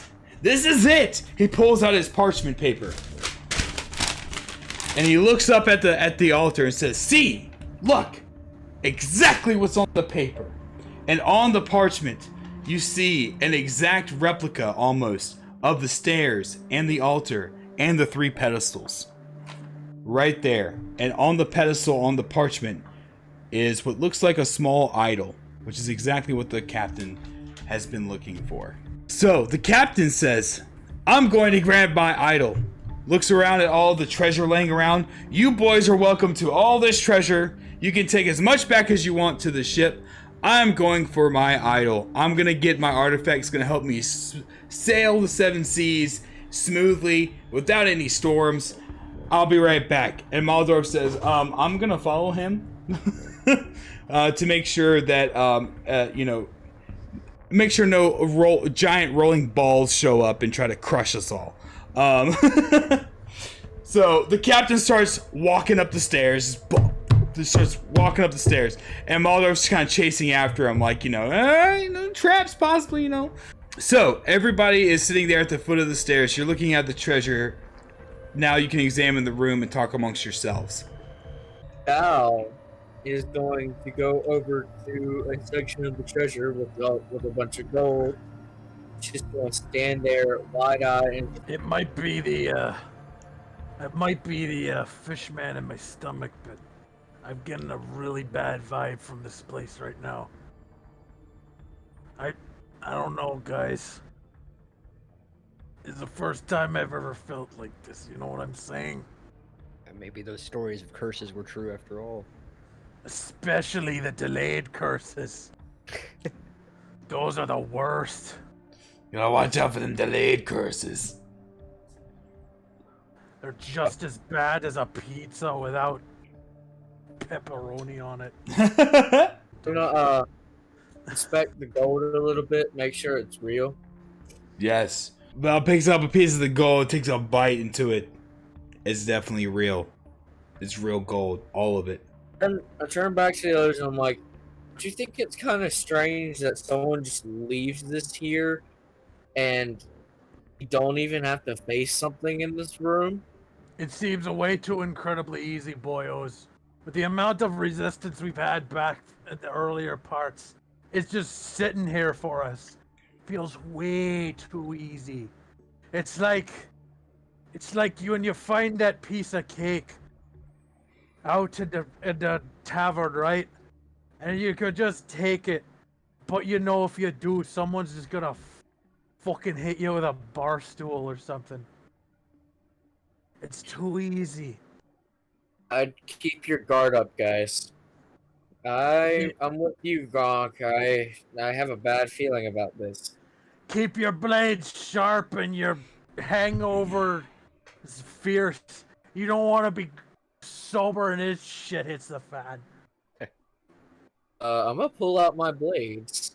So as everybody looks around the cavern, you see all the treasure. And it's all leading up to the stone steps and the altar. And there's 3 pillars. There's 3 pedestals surrounding the altar. And you see the cap up there with Maldorf. And it looks like they're having a discussion. And then all of a sudden, the captain grabs Maldorf. Grabs him around the shirt collar. Shakes him. Oh shit. And you notice, Here we go, boys. you notice that something is off. There's a purple glow coming from the captain. The captain shakes Maldorf. And Maldorf screams, "No!" And the captain throws him down the stairs. And Maldorf tumbles and tumbles and tumbles down to where you are all at. Laying at your feet, Maldorf pulls out his staff, clicks it into the stones, and pulls himself up. He looks at you with solemn eyes, and he says, "Ready your guard.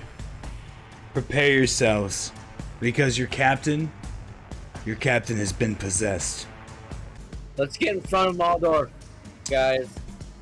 Yeah. Kind of be like cover defense for him since he is one of our strongest people and can help us.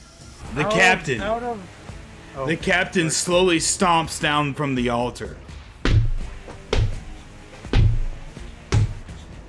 His footsteps louder and heavier than they've ever been. His eyes glowing purple as he's also surrounded, and also he sounds like he's growling.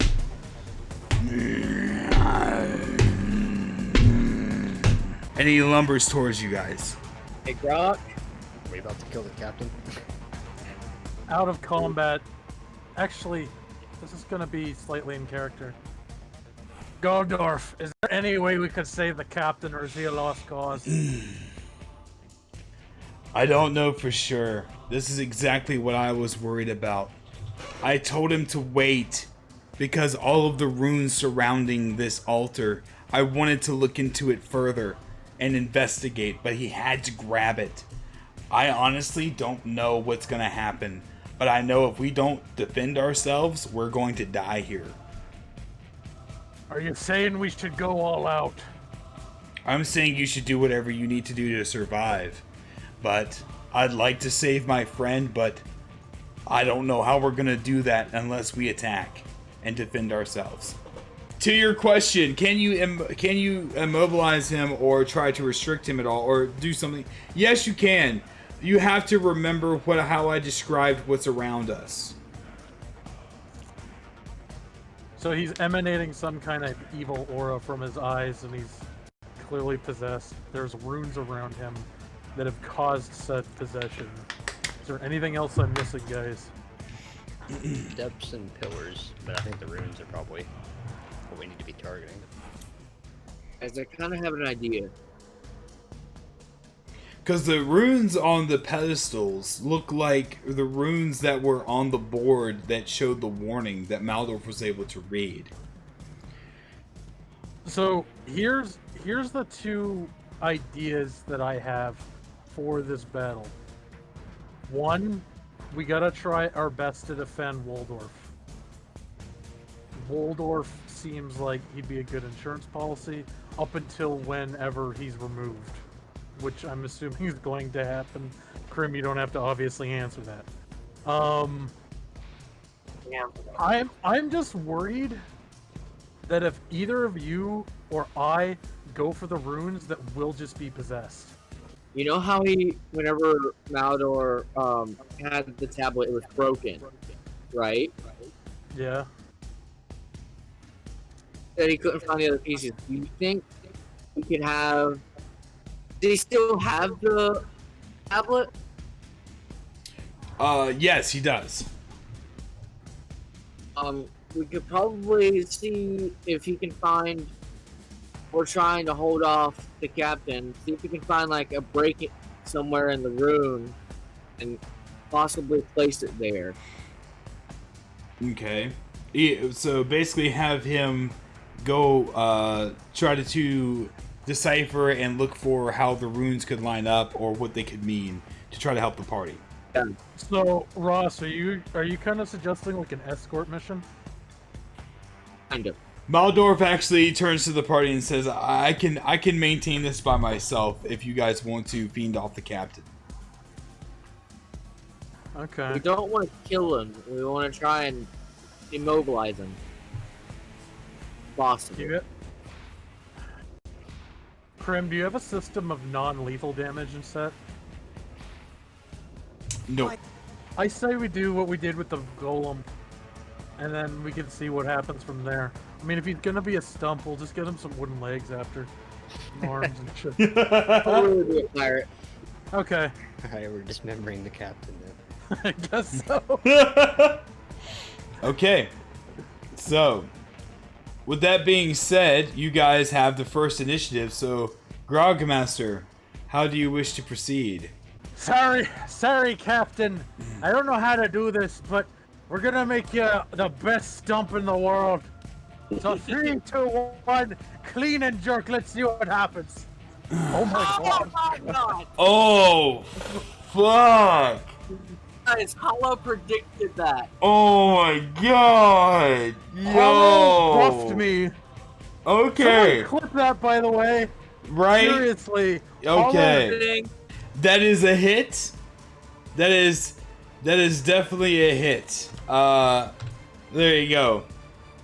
And now Val, it's up to you to follow up. Oh, this is perfect. So I'm gonna go for the other leg that is the opposite of the one that did.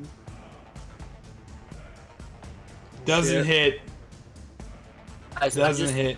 Take character real fast. I just realized something. Are we basically turning the captain into the old pirate dude from Family Guy with all the peg legs?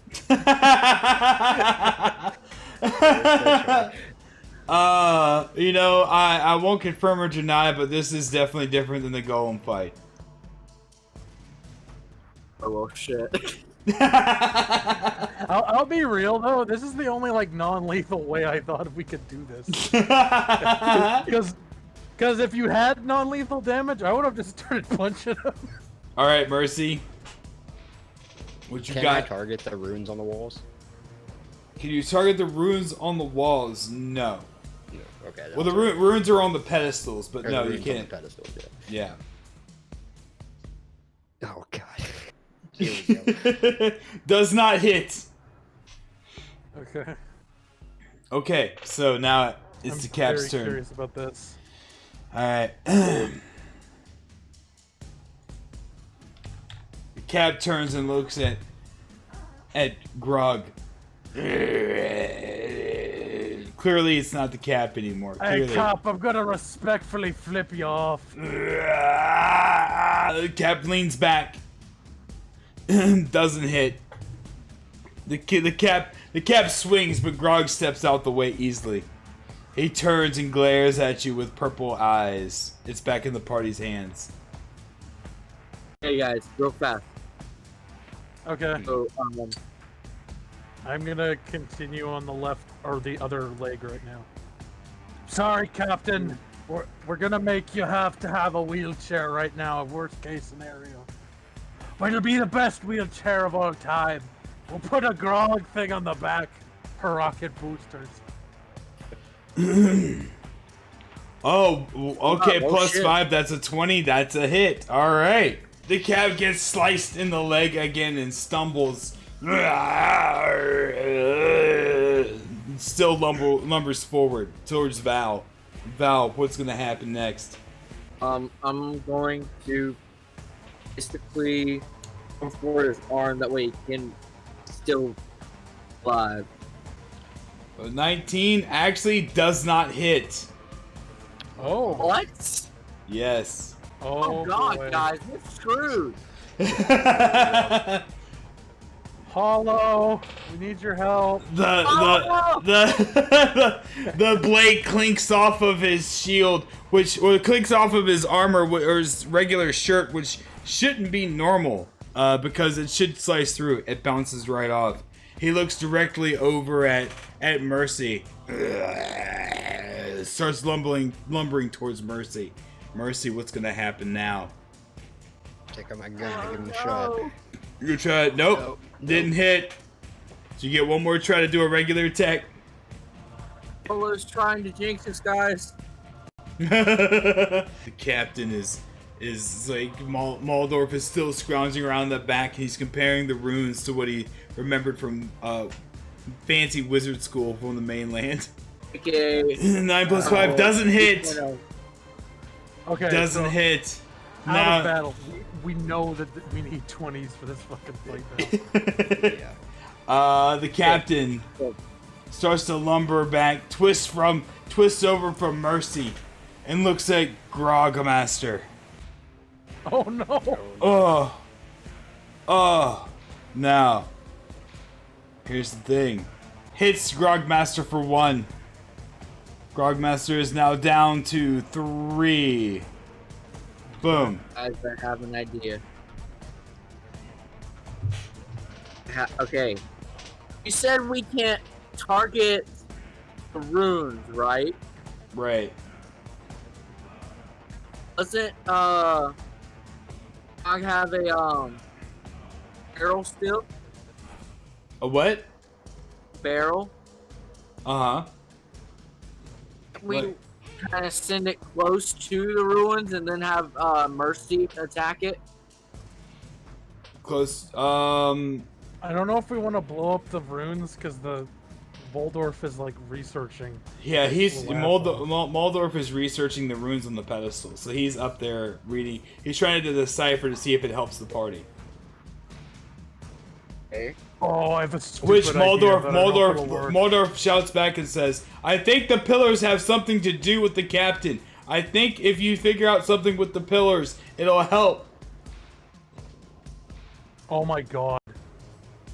Oh, the pillars up. No. How many pillars are there? There's 3 pillars. How many of the orbs do we have, boys? 3. Who is the fastest? Probably me. Yeah, it's probably Val.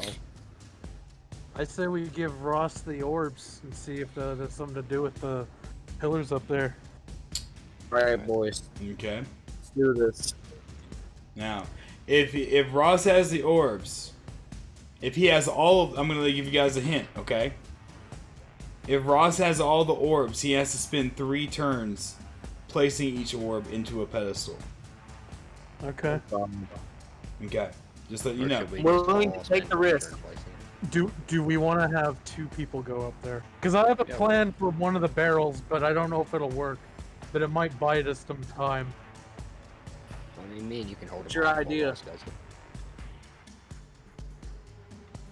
it? Krim, Yes. would I be able to put a barrel on the captain's head, Three Stooges style? If you roll over a 10, sure. Try it. That's what I'm gonna do to try and cover you folks. You two, go up and see if those orbs work with the pedestals, and then if not, you know what? Grog lived a good life. I don't mind dying for the cause, like for real. Okay. So now here's the let's thing. do Grog, do you want to use your attack to try to land the barrel on the captain, and then use your attack to slice the grog to explode it? No, I'm wanting to like take the barrel and smash it so that his upper body is stuck in the barrel. Oh, okay, I got you. Is that allowed? Is that allowed? It won't stop his turn, but it'll damage him if you successfully land the hit.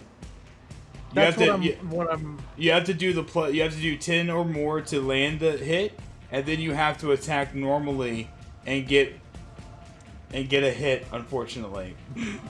Okay. Do you want me to do that, guys? Worth a shot. Okay. Sorry, Captain, but we're gonna have to put you on ice. And by ice, I mean this barrel of grog. Here goes, boyos. By the power of the great god Insane Hollow and the great Captain Ryuji, I beseech for you for the placement and yeetus of this barrel.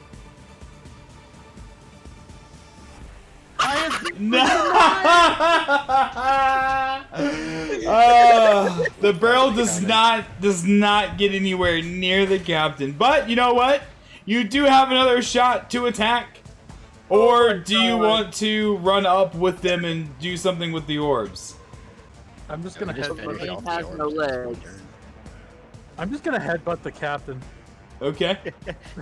You can try. Okay, that didn't work, Captain, but I'm gonna try and knock some sense into you. Also, sorry about your legs, you're a cripple now. But I'm sure if we share enough grog, you'll forgive me one day. So, here you go, Captain. Wake the fuck up and smell the roses. You're not a zombie. You're a captain with fucked up legs. But you're a captain nonetheless. That's a hit! Yeah. Holy shit! Alright, that's a hit!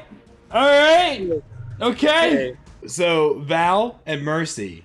Now after Grog's successful attack hits the captain. He stumbles backwards. Val and Mercy, you guys place your orbs into the pedestals. So, Val has one, Mercy has one, or Val has two of them.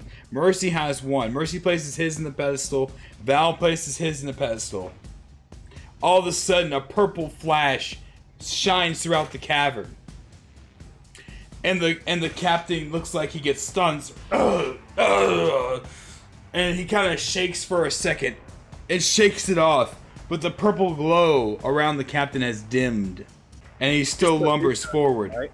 We only put 2 stones. We haven't put the third one on, right? There's still one more, and it takes a turn to do it. Yep.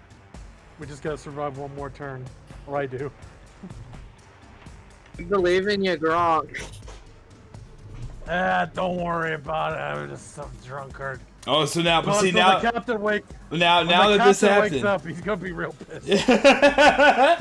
so now that that's happened, the captain gets to go. Here's the thing: the captain pulls out a pistol and lights it with a purple flame. This is called a cursed shot. It's a basic shot from his pistol, but because it's cursed, it hits one person, and as long as it was a 15 or more, it hits. It hits Grog. Of course it does.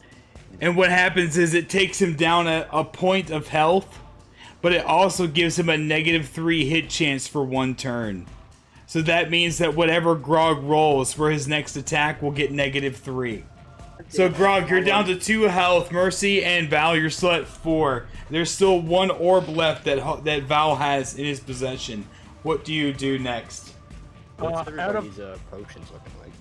Yes, Grog has 1. Mercy, you have 1, and Val, you have 2. Out of combat question, Krim. Yes. What is the status of the captain's pistol right now? After he shot me. It's Do you completely have another fine. shot to go? So he has another, you just can do another shot at random? He can do as many shots as he wants. Okay.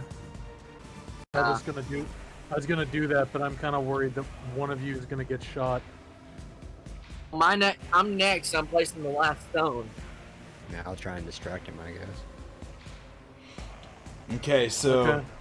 So Grog, are you going for a health? I'm gonna do a spot heal and drink up. Okay. You now have 0 potions, but you did heal 2 points, so you're back at full health. Okay. And Val, you're going for the last pillar, right? Right. All right. So you place the last orb in the pillar, and a purple light flashes out again, and the captain gets knocked back and shocks and shakes around, and now the purple light is even dimmer now, and he's lunging towards Mercy. Get my roll over a 10, please. 6 plus 5. Not enough. Doesn't hit. So now the captain gets to go again. The captain scans around with his purple eyes. He looks at Grog, who just refilled. He looks at Val and Mercy. He readies his pistol again. I flip him off again. The captain looks back at Grog and then snaps to Val. Fuck. Hits. So now, in this roll with the attack, Grog has a -3. Val has a -3. Mercy can attack in full. And now it's in the party's hands. Alright. We need to figure out from our, like, what the fuck is going on. He's been studying for too long. Bound to have something now. The light from him is dimmer, but it's still not 100% gone. It's not 100% gone, but you have definitely damaged him and diminished his power. We need to somehow get the spirit or whatever it is out of the captain. Maldorf looks down and says, I don't know if there's any way around that. It may be you have to take him out. Oh, guys. Guess we gotta take him out. I mean, he didn't really know him that well. I mean, Yeah, I guess like what I did. Sure. he doesn't get his things that he wanted, but I mean, you know, more stuff for us. And I mean, technically he I did don't get his care thing about he the wanted, budget. so... He technically got what he wanted, but maybe not how he wanted it, but... Guys, I'm just gonna go for a helm, or try and attempt a helm splitter and hope for the best. Just end it. Yeah, Okay. if not, we'll back you up. Waldorf, I'm sorry, but this, we tried doing this non-lethally and it ain't happening, dude. Maldorf says it's okay. Maybe there's something we can do afterwards. I don't know, but we gotta help ourselves at this point. Okay. Grog, I'm going to say lazily because I am my miss rate's a bit higher now because of the curse. I'm going to lazily attempt a helm splitter. Okay. Sorry, Captain, it's been fun, but you're kind of making me sober up a bit, and I hate that. So I'm just gonna lob your head off and pour one out for the homies later on. Sorry, Captain, this is for your own good. Of course. Okay, so that's technically a 5, which is a 14 minus a 3. Yeah. It's 11. Doesn't hit. No. Yeah. All right, it goes to Val, who also has a -3 on his attack. Because I'm still giving you guys the +5. Oh, there we go. but -3, so it's technically like a +2. So that hits. That definitely There we hits. Boom. Okay, and it goes to Mercy, who doesn't have any curse shot at him, so he's good. Yeah, except my normal. curse. Oh, no. Doesn't hit. Doesn't hit. Okay, now. You notice, Grog and Val noticed that when they were trying to attack, there was a purple glow shooting through their arm. And now it's gone. I think now they can attack at full power. Oh, okay. Let's fucking go. But the captain strikes again. Standard attack this time. He turns to Mercy. Doesn't hit. Mercy successfully dodges the captain's attempt. Mercy, you lucky bastard. And it goes Can't back hit to the anything, party. but I can't be hit either. So now everybody should be at full health, or not full health, but full power to attack. Guys, guess it's time for our all-out attack. I was just planning on yeeting him. Like, not a barrel at him, just throwing him physically. That is kind of like allowed? true so far. I mean, no, Mercy has been hit earlier, but technically in this last bit, Mercy hasn't Yeah, I was hit taking or lots of hits earlier. can be hit, but he did take a lot of hits earlier though. Yeah. Yeah, I'm gonna throw him into the air and we'll see what happens, boyos. Okay. All right. Well, Captain, it's been fun, but we're gonna turn you into a dodgeball now. Now enjoy your flight on Air Yeetus, courtesy of Captain Ryuji. That's a hit. Not quite. That's it. It's No, right. that's a hit. That's a hit. I forgot because of the +5. You got it in there. But like I said, he is weaker now, so remember, he is technically weaker, but that's definitely a hit for sure. Alright, now it turns to Val. The captain's flipping in the air. What do you do next, Val? While he's flipping in the air, I'm just gonna run up with my sword and try and slash him while he's in the air. Bet. That's a hit! Success! Oh There you shit. go. Successful hit. I don't know what I hit over here. I like widescreened everything. Jesus Christ, hold on. Boom. Okay. Alright. The slice has lodged the captain into the ground. Mercy. What do we do next? Alright, let's give him another slash. Let's go. That's a hit! That's it. That's a hit. First time we've all three hit at the same time. Let's go, y'all. Y'all basically successfully did an all-out attack. All three of y'all hit. For the first time. So the cap is now pissed. Like, obviously, whatever is possessing him. The cap doesn't want to really fight. You can tell he's trying to struggle on the ground. He's trying to... His arms are lifting up, but it's being put... He's trying to push his arms back down and keep himself stretched to the ground. Then all of a sudden, he's lifted straight up. Almost like against his will, like he's being puppeted. And he stands up. And he gets ready, and now he's still dimly glowing. But he pulls out his pistol, and he lights it on fire again. And he aims for Val. Alright, come at me, dude.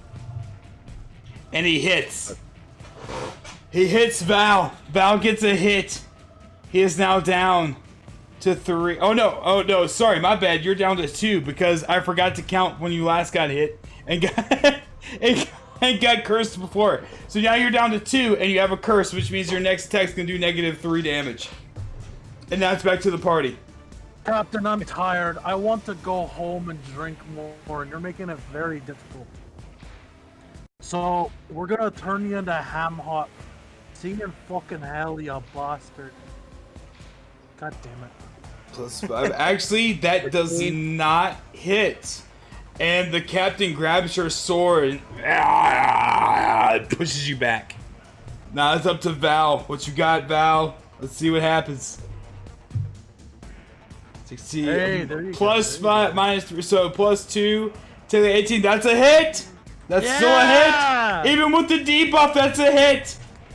After that I'm happens, strong as hell. after that happens, Mercy feels the power. The purple fades away out of his arm, and he feels like he's back to full strength. Now the cap swerves and looks at Mercy. And Mercy, what are you gonna do? Take a swing. Ah! That's a hit! Boom! Hey, Now. boys, you did it. Slice the captain back. He's bleeding profusely now, but it's trying to heal. You see that the purple light is actually emanating from his wound, and it's trying to heal itself, but he's still bleeding. Captain lunges forward. He's gonna do an attack. He looks straight at Mercy. Doesn't hit. Slices at Mercy. Mercy dodges again. Mercy with the clutch, man. I'm getting so lucky now. Now it's back in the party's hands. Guys. Just attack. I'm thinking of attacking the limb that's trying to heal. And I will go pray to the god of Yeetus. Please, gift me the power of Yeet.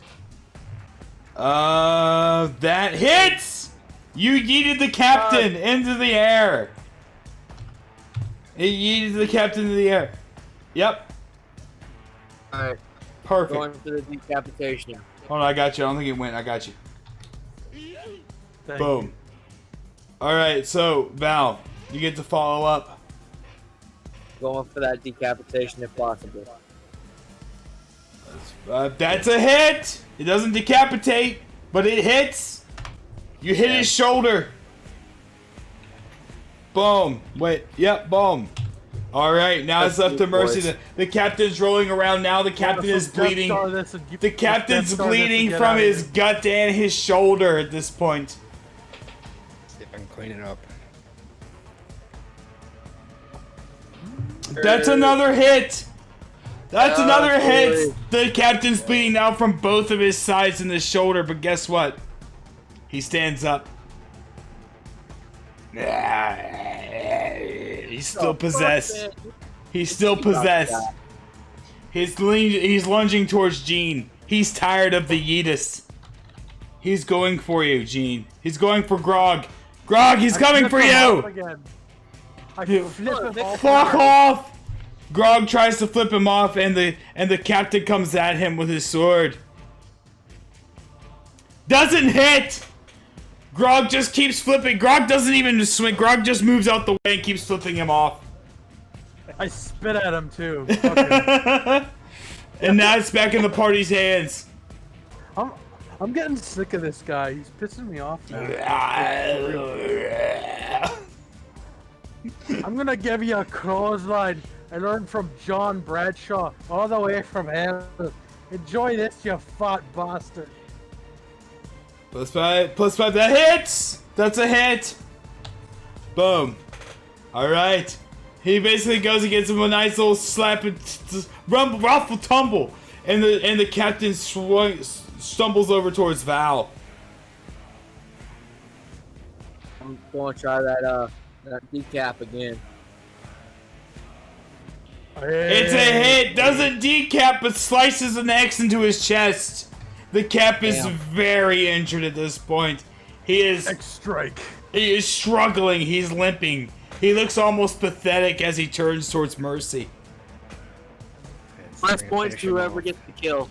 Mercy with the hit! Mercy slices upwards and makes a diagonal cut up through the captain's chest, and the captain falls backwards and lands on the ground. His HP has been depleted. He had 15 HP, by the way. Holy shit. And Mercy with the kill. so, how awesome is that? Mercy was getting shit rolls all night, and he gets the final blow. Let's go, Mercy. Hell yeah, Mercy. Let's go. You like congratulate all of us without for you like guys. kicking ass. Yes. Dude, all you guys did great, man. Like, I literally thought, I was so worried this was only gonna last like an hour and a half tops. And this has lasted so long, and I'm so happy that it actually, like, turned into a bigger thing. Oh, yeah, geez, we've been up for like almost 4 hours. So here we Have we go. been at it for 4? Yeah. Damn, dude. Yeah.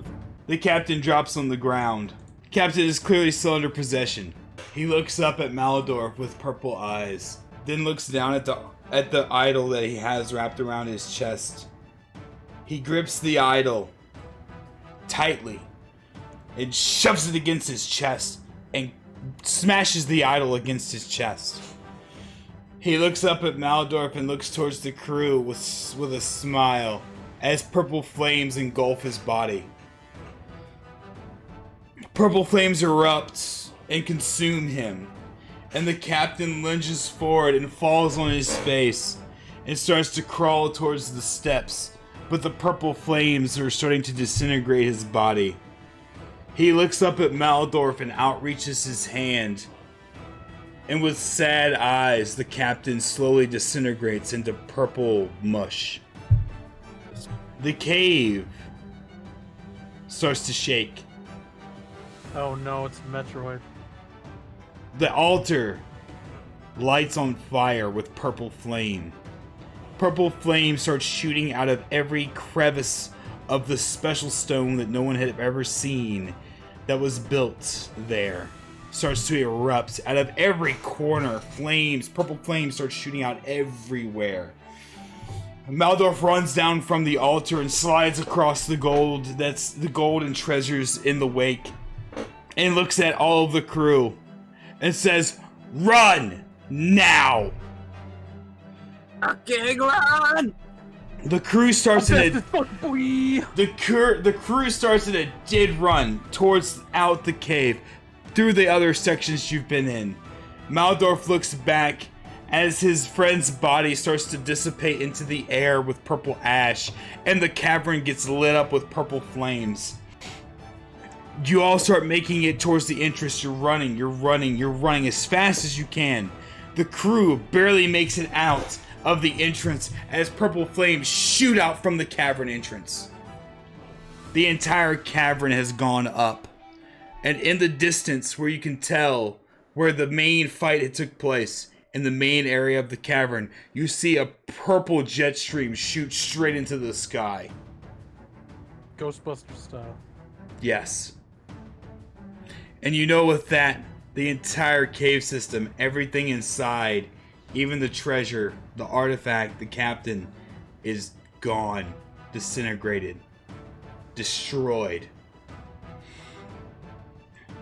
After sitting a moment on the coastline around the other dead mutant fishermen that you guys fought earlier when you first arrived, Maldorf sits and looks like he's thinking about what to do next.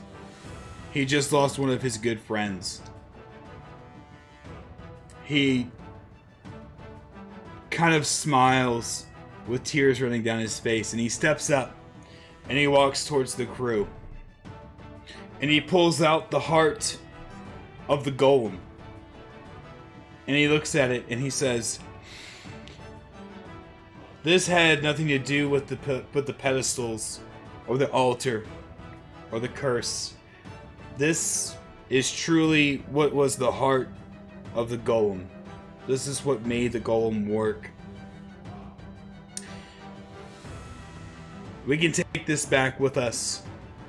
I know the captain promised you all the fortune that y'all saw in the cave. But I can tell you that this golem heart can fetch us a little bit of coin that we can split amongst ourselves."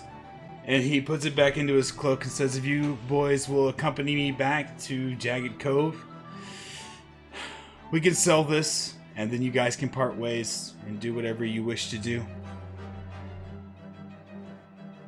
He said, "It's not as much as you would have found in that cave, but it's something at least."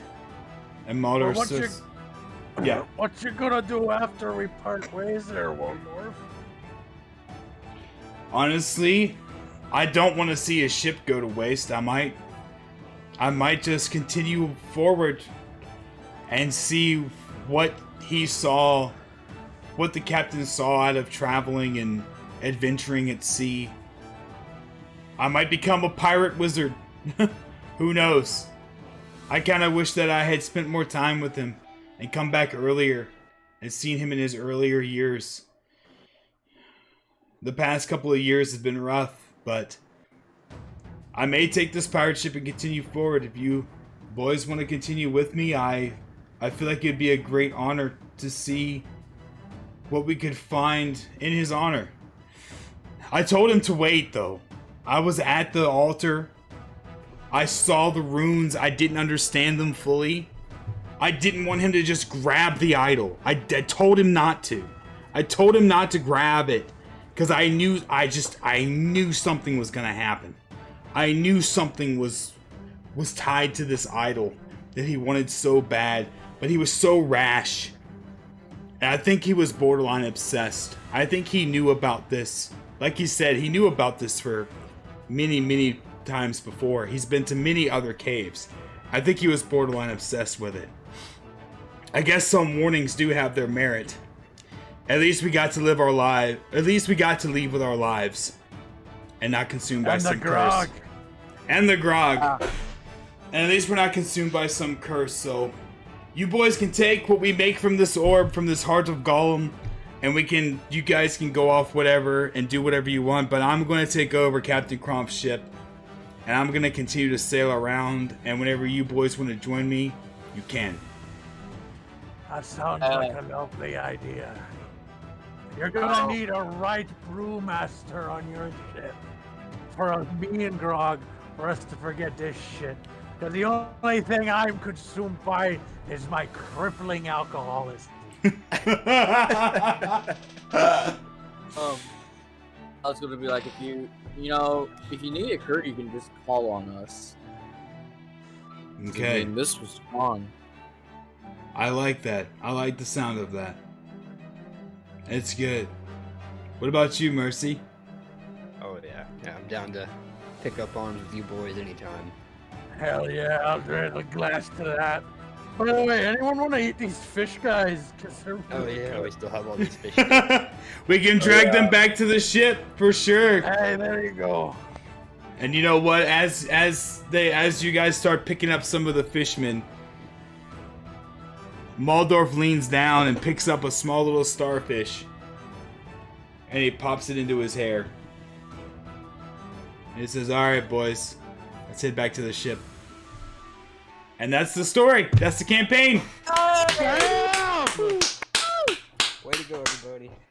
Hell yeah. Good job, everybody. So fun. You guys did it.